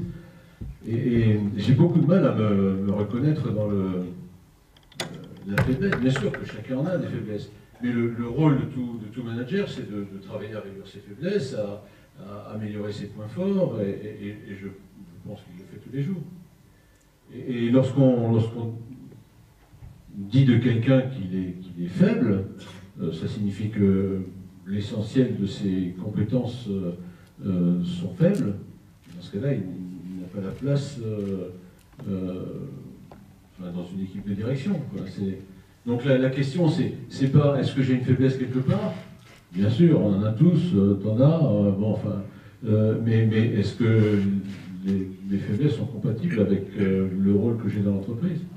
Et là-dessus, je ne sais pas si je suis dur en disant ça, mais c'est tout simplement la réalité, quoi. Enfin, un cadre, un patron doit être fort, entre guillemets, doit être capable de faire le travail qu'il a à faire, sans quoi, il faut qu'il change. Ça, j'ai l'impression d'être sur un plan légèrement différent du vôtre. D'ailleurs, je ne nie pas le fait que moi aussi j'ai des faiblesses, enfin, bon, chacun a ses faiblesses. La question, c'est est-ce qu'elles sont compatibles avec le métier qu'on veut faire, quoi. J'aimerais, Patrick, que tu réagisses. Cynthia aussi l'a évoqué, un propos très fort de Olivier Torres. Il rappelle, ou il affirme, les dominés souffrent, mais jamais les dominants. En tant que patron de MEDEF, tu es bien sûr concerné par la santé des dirigeants, mais aussi par celle de tous les salariés, et également en tant qu'entrepreneur, évidemment. Comment réagis-tu à cette affirmation d'Olivier Torres, qui finalement est aussi un petit peu une synthèse hein, de ce qu'on essaie d'évoquer depuis tout à l'heure? Si je me permets, c'est pas l'affirmation d'Olivier Torres. Il reprend une analyse d'une certaine manière pour la dénoncer, précisément pour dire que c'est pas aussi simple que ça. Les dominants d'un côté, les dominés de l'autre. Non. Premier point. Deuxième point, la performance du chef d'entreprise, ça n'existe pas en tant que tel. La performance du chef d'entreprise, on l'apprécie à travers la performance de l'entreprise. Donc, en tout cas dans la durée. Et donc, opposer l'une à l'autre, opposer le dirigeant au salarié, ça peut exister, je vais finir là-dessus. Mais ça ne peut pas durer longtemps. Ça ne se traduit nécessairement pas par une performance dans la durée. C'est de vouloir écraser, vouloir dominer, vouloir mater, vouloir humilier a fortiori ses collaborateurs. C'est un petit jeu qui ne doit pas très longtemps, qui est forcément très difficile, certainement insupportable pour les collaborateurs. Ça ne peut pas durer longtemps et ça va contre la performance du dirigeant. Ça ne m'empêche pas de dire que je suis assez choqué, frappé et choqué par certaines dérives dans certaines entreprises que je ne sais pas classer. Je ne sais pas si c'est une typologie d'entreprise plus que l'autre. Je veux parler de comportements au final inhumains et qui me paraissent allier la bêtise à la méchanceté. Ce que je veux dire par là, c'est que face à des situations de défaillance humaine, et à nouveau, on est tous exposés à ça, il y a nettement dans un certain nombre d'entreprises des comportements extrêmement brutaux, d'éviction de salariés qui, pour une raison ou pour une autre, un accident de la vie. À un moment donné, l'entreprise se doit prendre des décisions. Et une chose est de prendre une décision, autre chose est de la prendre de la manière la plus humaine possible. Et il me semble qu'il y a de plus en plus de décisions qui, je le redis, sont à la fois bêtes et méchantes. Elles sont méchantes. Et tu constates une dégradation, une accélération. Ça se multiplie, notamment vis-à-vis de cadres quinquagénaires qui, forcément, à un moment donné, ne correspondent plus ou à ce qu'on attend d'eux, ou coûtent un peu plus cher que ceux par qui on va les remplacer, qui sortent de l'école, etc., etc. Pourquoi est-ce que ça me paraît être bête et méchant? C'est méchant sur le plan humain, et c'est bête parce que je pense que ça envoie à la collectivité de l'entreprise un message extrêmement négatif. Et les mêmes qui ont ce type de comportement ne doivent pas s'étonner ensuite que se développe parmi leurs salariés, quel qu'en soit le niveau, un comportement de mercenaire. Voilà. Et on n'a jamais que ce qu'on mérite. Je crois qu'à l'inverse, il y a des entreprises, Dominique Sénard est un bel exemple pour ça, il y a à l'inverse des dirigeants qui n'ont pas forcément toujours raisonné comme ça et qui se disent non, si on joue le long terme, si on joue la performance collective, l'humain et l'efficacité se rejoignent. Je dis ça sans naïveté. Cynthia, en tant que clinicienne, tu constates cette dégradation qu'évoque Patrick? Oui, je le constate, parce que nous sommes là aussi dans un monde où la concurrence est plus forte, la précarisation des statuts, des emplois est plus forte, et donc, de fait, il y a une pression qui s'exerce. Il y a, encore une fois, là aussi, on a un état de l'art très très conséquent sur ce qu'on a appelé le harcèlement comme mode de management, l'usure, etc. Et de fait, ça marche un certain temps, comme j'ai dit tout à l'heure, s'il y a la possibilité d'avoir un turnover rapide, mais après, sur le long terme, ça ne marche pas. Alors, soit par des conduites de contournement, c'est-à-dire que vous avez de plus en plus de personnes qui vont être dans l'absentéisme, qui vont faire ce qu'on appelle effectivement un désinvestissement pour se protéger, mais donc qui vont être moins productives, etc. Voilà, la résistance dissimulée s'organise, heureusement d'ailleurs. Et donc, on revient aujourd'hui à quelque chose de plus conscient, je dirais, par rapport à ça. Et pour saluer d'ailleurs Senard est un des grands mécènes de la chaire, donc je le salue, de la chaire de philosophie à l'hôpital. Et alors, juste un point tout de même, parce qu'il y a une réalité aussi structurelle. La réalité structurelle, c'est l'allongement de la vie. Donc, ça fait que tout de même, il nous faut comprendre peut-être une relation un peu plus de dédramatisation avec la santé, avec ce qu'est la maladie, etc. Parce que aujourd'hui, vous avez un grand nombre de cancers et puis des gens qui se rétablissent. Bon. Et donc, on ne va pas les faire disparaître du monde du travail. Donc ça, or, le problème, c'est que 2 ans après, aujourd'hui, un rétablissement, vous avez 30% des personnes qui sont virées, alors qu'elles ne sont plus malades. Bon. Donc tout ça, ça pose des questions. Alors vous avez des grands mouvements d'entreprises qui ont signé la charte 1K, sur la charte qui relie précisément le cancer et le travail. Donc il y a la question des aidants. C'est-à-dire qu'il y a une grande partie des salariés qui sont des aidants, là aussi. Vous allez mettre tous les aidants dehors, les placardiser, etc. Ce n'est pas possible. Parce que quand on sait en plus que pour eux, travailler, c'est thérapeutique. C'est-à-dire que c'est compliqué, mais en même temps, ça les sauve.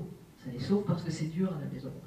Et donc, voilà. Donc il y a tout un rapport, si vous voulez, de dédramatisation à ça qui est important quand on sait que les maladies chroniques sont devant l'infectieux. On ne peut plus non plus se comporter comme si, on allait, encore une fois, blacklister les maladies chroniques qui font un boom considérable, etc. Donc, si vous voulez, ce rapport à la santé aujourd'hui, il faut qu'on sorte d'un rapport un peu puéril ou illusoire de la santé, c'est tout noir, tout blanc, voilà. Non, la santé, comme disait Canguilhem, c'est surtout une capacité de traverser les infidélités du milieu, si j'ose dire. C'est-à-dire, en gros, la santé, c'est savoir tomber malade et s'en remettre. Voilà ce que c'est que la santé. Bon. Donc, résultat, ça veut dire que la maladie, entre guillemets, bien évidemment, on parle avec degrés. Il y a des phases, il y a des cycles, donc bien évidemment il y a des compatibilités plus ou moins possibles à différents moments, etc.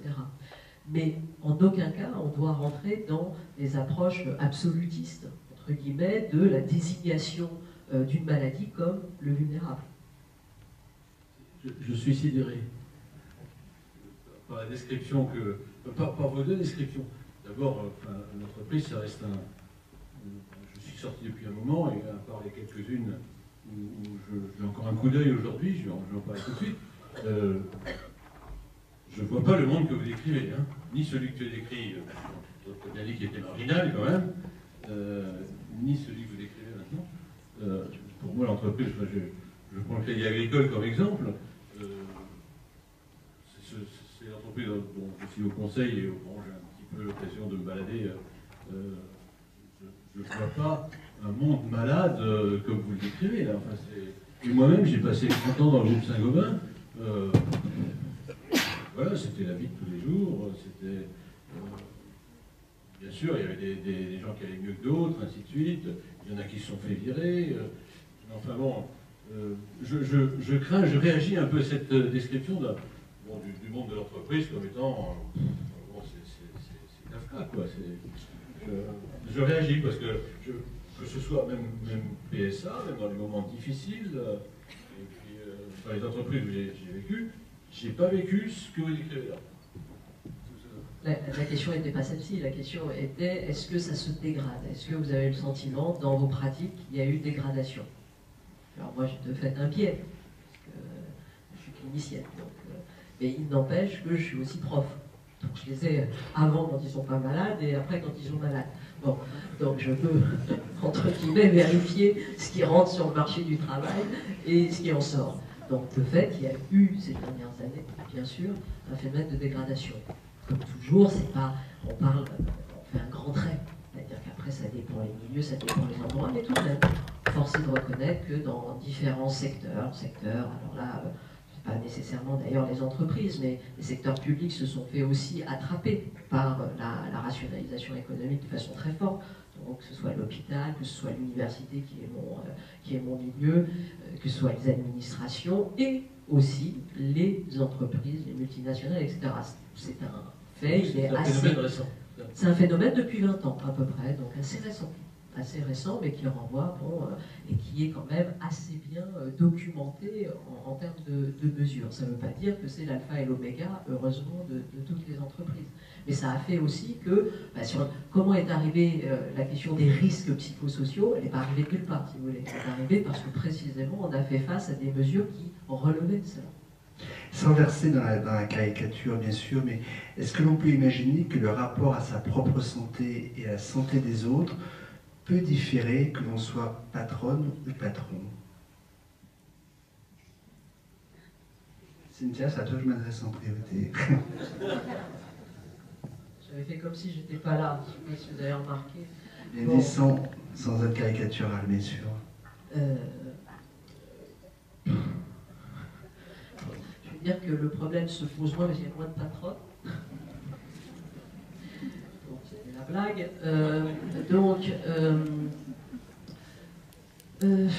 Non, sincèrement, sur la question, comme on est dans un univers, encore une fois, où l'imaginaire commun, c'est une certaine figuration du patron, je dirais que ce soit une patron femme ou homme, à l'heure d'aujourd'hui, il y a un phénomène d'autocensure assez fort chez le patron, qu'il soit homme ou femme, je pense. En tout cas, c'est mon expérience. Je voulais que tu nous parles de care. Tu milites pour le care. Le care, c'est prendre soin de l'autre.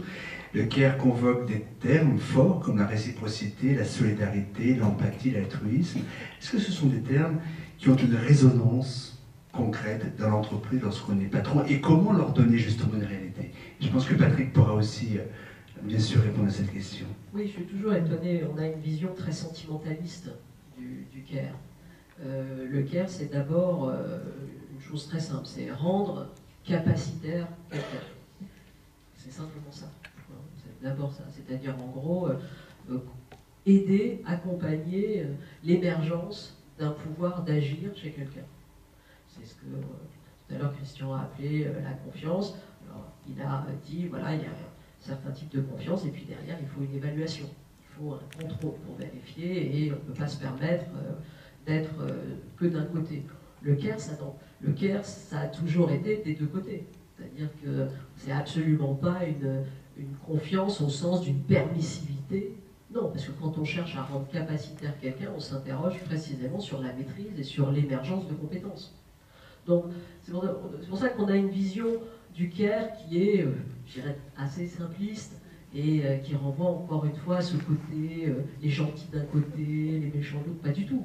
Toute personne qui est soucieuse justement de faire advenir quelque chose, que ce soit une entreprise, une œuvre, de l'éducation, un soin, etc., se soucie de cette question de faire émerger, comme s'il y a un phénomène la personne doit être capable de trouver des ressources en elle-même et être capable aussi de se saisir des ressources dans son milieu pour faire ce qu'elle a à faire. Je pense qu'un patron est le premier à comprendre ça. J'ai une réaction sur care, au sens s'occuper d'eux. Lorsqu'on est patron, on s'occupe évidemment de la santé de ses collaborateurs, de son équipe directe. C'est du b.a.-ba. Je pense, je prétends m'être toujours écouté et avoir toujours su très exactement l'état de santé de tous les collaborateurs directs. Bien sûr, pas les 200 000 personnes dont occupé, mais enfin, mon équipe, bien sûr que je savais toujours comment ils allaient. Enfin, j'ai du mal à vous suivre, là. Dis-moi, Christian, dans le film, on le voit bien avec les Becti, on le voit avec ton entourage, beaucoup de personnes ont pris soin de toi, justement. Est-ce que ça, non pas transformé, mais ça a consolidé, justement, ce que tu imagines être le rôle d'un patron quand il doit considérer les autres? Est-ce que quelque part, 10 ans plus tard, ça a, oui, renforcé cette perception que tu avais? Oui, ça l'a renforcé. C'est clair que ça l'a renforcé. Si j'étais patron demain, je serais encore meilleur. Non, mais c'est clair que passer soi-même par une situation assez difficile, ça aide à prendre plus conscience. Je prétends m'être toujours occupé de la santé, de la santé mentale, de la santé, enfin de la situation de tous mes collaborateurs. Est-ce que je le faisais parfaitement? J'en sais rien. Je pense que je ferais ça mieux aujourd'hui. C'est clair, le niveau d'écoute est différent. Mais enfin, je sais pas, je te prends un témoin. Est-ce que est-ce que je pourrais te surprendre en train de ne pas t'occuper de tes collaborateurs, enfin, de leur santé, de leur situation familiale, de leur... Non, alors on ne les connaît pas toujours, ces situations, évidemment. On peut connaître des erreurs comportementales fondées sur la méconnaissance ou l'ignorance. C'est vrai. Mais bon, bien évidemment, on est soucieux. Alors on est à la fois par conviction, par valeur personnelle, hein, c'est pas uniquement par intérêt continu, mais on est aussi parce qu'on est soucieux que l'entreprise fonctionne en harmonie, que les gens soient là en temps et en heure. Et d'ailleurs, c'est ça qui conduit à ce que, même si sont petites, les études récentes démontreraient qu'il y a des pathologies qui augmentent, je ne suis pas sûr qu'elles aient été mesurées auparavant. C'est pour ça qu'on sait jusqu'où parler trop loin, en définitive. À un moment donné, il faut quand même mettre les équipes sous tension. C'est particulièrement vrai en ce moment, pardon, je fais une digression. C'est particulièrement vrai en ce moment où on a des modèles économiques qui évoluent extrêmement brutalement et avec de grandes zones d'ombre. Donc, c'est très stressant pour le dirigeant, parce que, Christian l'a dit tout à l'heure, les décisions lourdes, à un moment donné, c'est pas bien le dirigeant. Et c'est stressant, peut-être plus que dans le passé, pour tout l'entourage. Les caissières de supermarché, en ce moment, se posent des questions, et elles ont raison de se poser des questions, c'est une question sur l'avenir de leur emploi, derrière l'avenir de leur métier. Il y a 10 ans, elles ne se les posaient pas. Elles se disaient, si je suis viré, c'est que j'ai été défaillant, ou je suis victime d'une injustice, disons ça, parce qu'il faut que je cultive mon côté un peu trotskiste qui heurte Christian. Mais finalement, c'était assez simple. Aujourd'hui, il y a des interrogations beaucoup plus fondamentales. Et donc, ça surajoute d'une certaine manière à la responsabilité donc au stress du dirigeant, qui non seulement doit gérer le quotidien, mais en plus doit savoir se projeter dans l'avenir, dans certains cas faire semblant d'être capable de se projeter dans l'avenir alors qu'il est lui-même dans le brouillard, pour ne pas ajouter au désarroi de ses propres équipes. Et ça, c'est pour les dirigeants. Schizophrénique.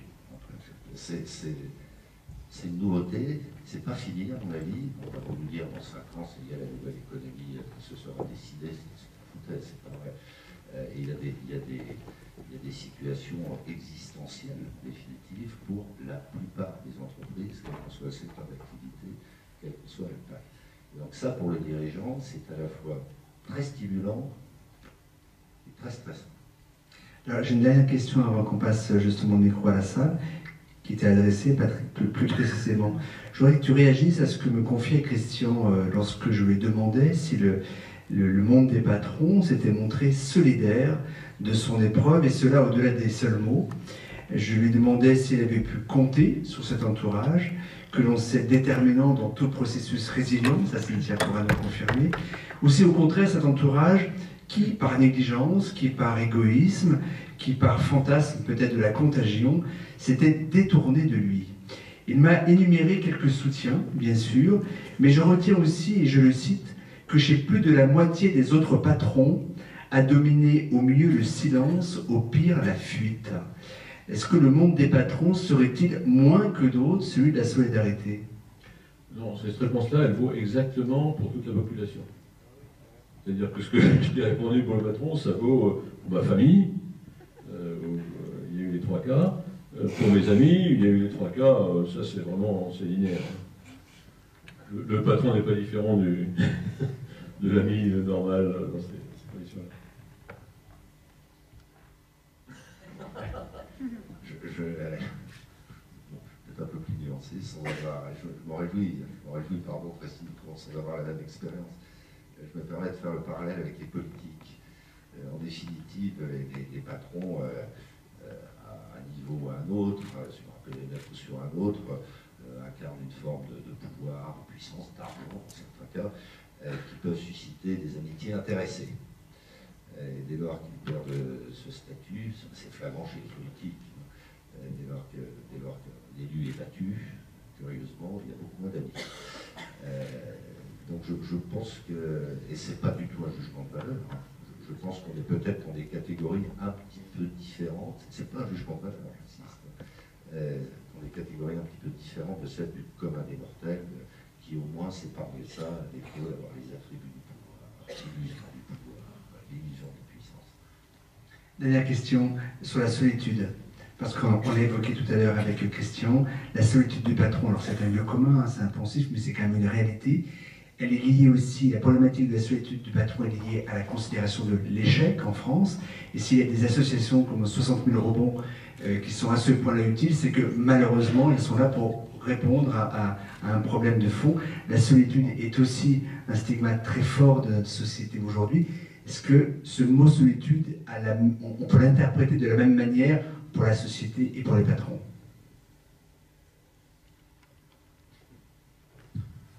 On sait tous qu'on est en France dans une situation particulière, hein, avec le droit à l'échec, le niveau scolaire très faible, très faible. Alors il y a des évolutions récentes, effectivement, il y a de très belles associations, dont 60 000 rebonds. Il y a même des évolutions législatives. La loi Pacte comporte un certain nombre de dispositions qui éviteront, en tout cas en partie, aux chefs d'entreprise, qui pour une raison ou pour une autre d'ailleurs ont connu l'échec, d'être marqués au fer rouge à vie, y compris par la Banque de France, et qui à partir de là auront moins de difficultés en tout cas à rebondir. Pour revenir à la solitude, oui, il y a forcément, à un moment donné, quand il y a des décisions lourdes et le cas échéant difficiles à prendre, curieusement, il y a beaucoup moins de candidats autour pour les conseillers n'étant pas les payeurs. On voit moins les gens qui ont un avis sur tout le jour où on leur dit c'est toi qui l'as décidé. Donc c'est la grandeur et la servitude de la fonction de dirigeant d'une manière générale, pas que de chef d'entreprise. Donc je n'ose pas imaginer ce que ça doit être pour un président de la République le jour où il envoie, je ne parle même pas d'appuyer sur le bouton de Caire, le jour où il envoie des soldats de casse-pipe. Il doit se dire oui, je suis peut-être à l'Élysée, qui vont dessiner peut-être les pompes à longueur de journée, en attendant s'il y a des morts, c'est à moi qu'on ne reproche pas. Oui, la solitude, elle est souvent le miroir inversé des enjeux qui sont face à cette solitude, donc au niveau des enjeux des décisions, du risque, de l'ambition qui est là, et donc plus l'ambition est grande, plus les risques sont importants, plus généralement la solitude va se ressentir aussi dans les moments critiques. Alors ça c'est du côté effectivement des dirigeants, de ceux qui en plus ont été longtemps identifiés comme leaders, donc dans une position élitiste, dans une position qui est précisément aussi plus visible. Donc plus on est d'une certaine manière rendu visible par le fait qu'on est seul, entre guillemets extérieurement, ben là aussi, plus la solitude aussi elle se renforce. Mais vous avez aussi la solitude des travailleurs que vous retrouvez. C'est pas, ils ne parlent pas d'ailleurs, étonnamment. Alors ils peuvent parler de solitude, ils parlent d'isolement. On a l'impression que c'est simplement des mots, mais c'est pas tout à fait des mots. C'est-à-dire un sentiment d'être pas forcément seul, mais d'être exclu, d'être mis marginalisé. Exactement, marginalisé, stigmatisé, placardisé. Et c'est une immense solitude aussi, mais qui n'est pas posée par cette dignité symbolique, tout de même, qui est la solitude. Merci. Quelques questions à la salle pour réagir aux propos de nos invités? Une question ici.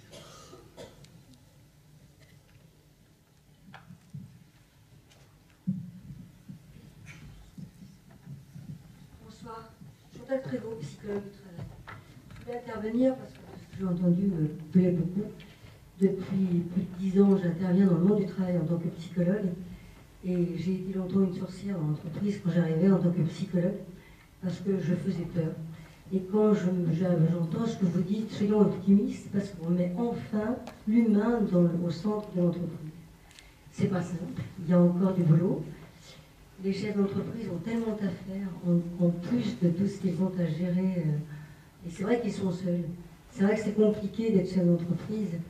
C'est vrai que c'est pas simple le monde du travail, mais quel bonheur d'entendre enfin, de se dire qu'un chef d'entreprise, il a des troubles de comportement, il peut avoir des troubles émotionnels, parce que c'est pas un robot, quoi. Et puis il faut espérer qu'il n'en sera pas le cas.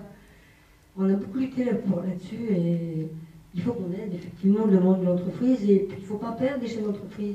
Le chef d'entreprise, c'est pas un salarié, c'est un gars qui a choisi de mettre sa vie en péril pour monter une boîte, parce qu'il a envie de prendre des risques. Tout le monde n'a pas envie de prendre des risques dans le monde du travail. Et je pense que le MEDEF va bien, c'est pour savoir, et autres syndicats patronaux, pour se dire que tout le monde n'est pas chef d'entreprise et qu'il faut encourager ces initiatives et cette prise de risque. Je suis à Saint-Étienne, j'interviens dans la mémoire depuis de nombreuses années, où j'entends à la fois des gens qui viennent dans mon cabinet pour me parler de leurs difficultés professionnelles, et aussi dans l'entreprise. Tout ce que vous avez cité est important. L'important pour moi actuellement, c'est le temps. Ça va trop vite, ça va de plus en plus vite, et on ne peut plus suivre, parce que je vous entendais, monsieur, parler de votre souffrance. Ça va trop vite, vous avez souffert parce qu'on vous demandait trop de choses. On ne peut plus y arriver, c'est trop compliqué, c'est pas qu'on peut pas. C'est pas que l'homme ne peut pas s'adapter, c'est que de temps en temps, la pleine conscience, vous avez parlé de Sainte-Anne tout à l'heure, Madame Fleury, j'aime bien ce qui se passe à Sainte-Anne. Quand on parle de la pleine conscience, quand on s'arrête de temps en temps pour méditer, pour se reposer un peu, qu'est-ce que c'est bien. On peut être bon, on peut être performant, on peut être combatif, et puis de temps en temps, qu'est-ce que ça fait du bien de s'arrêter un peu, de se poser. Merci, merci de votre témoignage. Le risque est inhérent à tout entrepreneur. Le risque n'est-il que bon, ou le risque est-il malheureusement risque aussi mortifère? Comment jette-t-on ça? C'est là aussi, et je pense qu'on sait très bien qu'il y a un spectre, et que voilà, tout l'enjeu c'est d'essayer d'analyser les risques qui effectivement vont nous aider à passer des seuils, et de fait on ne passe pas un certain type de seuil sans prendre un certain type de risque, et puis il peut y avoir des risques qui nous confrontent à, entre guillemets, un réel de la mort. Bon. Donc ça, c'est pas... la problématique, c'est qu'on ne le sait pas nécessairement toujours en amont. Et donc c'est toute la difficulté qui est que... voilà, et puis ça a été dit cette fois-ci plutôt par Étienne, tout à l'heure, qui est qu'en fait, la vérité de la décision, c'est toujours la méconnaissance. Parce que c'est comme ça. Et vous avez des pages entières de Descartes là-dessus qui dit « mais décider, c'est tout sauf savoir ». Décider, c'est décider. Voilà. C'est-à-dire qu'on a beau mettre tous les paramètres, il manquera toujours de toute façon un certain... Et surtout aujourd'hui, avec, comme il appelle ça, les présents multiples, la question des multiples concurrences, la mondialisation, etc. Donc de toute façon, décider, c'est basculer dans quelque chose qui est de ne pas savoir. On va prendre encore une question ou deux, puis chacun d'entre vous conclura par une piste d'action concrète. Oui, bonjour. Alors encore une dame. Je suis pharmacienne dans les hôpitaux. Voilà, donc j'ai décidé maintenant à plus de 50 ans de changer ma façon de travailler, puisqu'aussi dans les hôpitaux on voit beaucoup de choses. Voilà, la question c'est un homme pressé, un être humain pressé. Mais on pourrait aussi dire un être humain nouveau, avec sa part de masculinité, de féminité. On a parlé de care, d'intuition, d'empathie, d'humanité. Effectivement, on peut parler de performance, mais quand il y a la maladie, le mal a dit. Voilà, pour certains, c'est que le mal a dit quelque chose, et c'est une façon de se remettre en question. Et lorsqu'on est dans un grand égo ou pas, on n'a pas cette possibilité, parce que la maladie, c'est aussi une chance de se connaître et de faire son développement personnel pour une autre mission, certes, de patron, parce que heureusement que vous êtes là, merci, vous prenez des risques. Mais vous pouvez aussi, dans votre vie, avoir des cycles. Et les nouvelles générations, je pense qu'elles seront sur des cycles de vie et des changements de vie. On pourra passer d'un métier de patron en étant dominant, dominé, ce terme je n'aime pas trop, je dirais participatif, à un autre métier. Et c'est fabuleux. Voilà. Christian, je pense, voilà, à mon avis, tu peux répondre très concrètement aux propos de madame et en profiter pour chacun après vous nous donner cette fameuse piste de réflexion. J'imagine que la résonance est très forte. Oui, très forte. Mais je ne vous réponds pas parce que vous avez tout dit. J'ai réfléchi depuis une minute à ce que j'allais vous dire. Je voudrais surtout parler aux jeunes qui sont à la salle, ils ne sont pas très nombreux malheureusement, pour leur dire... Mais bon, c'est vrai aussi pour les vieux, parce que c'est quelque chose que je me dis à moi-même, c'est entreprenez. Entreprenez, et puis bon, vous aurez des pépins, vous aurez des ennuis, vous aurez des ennuis de santé, vous aurez d'autres choses. Mais entreprenez, c'est marrant. C'est marrant comme tout. Et le simple fait de suivre des parcours un peu comme le tien, quoi, c'est fantastique. Donc tout ce qu'on a discuté ce soir, bon, c'est important, mais quand même pas aussi important que le cœur de la vie, c'est ce qui vous fait bouger. Et entreprendre, c'est quelque chose qui vous fait bouger, je pense. Merci.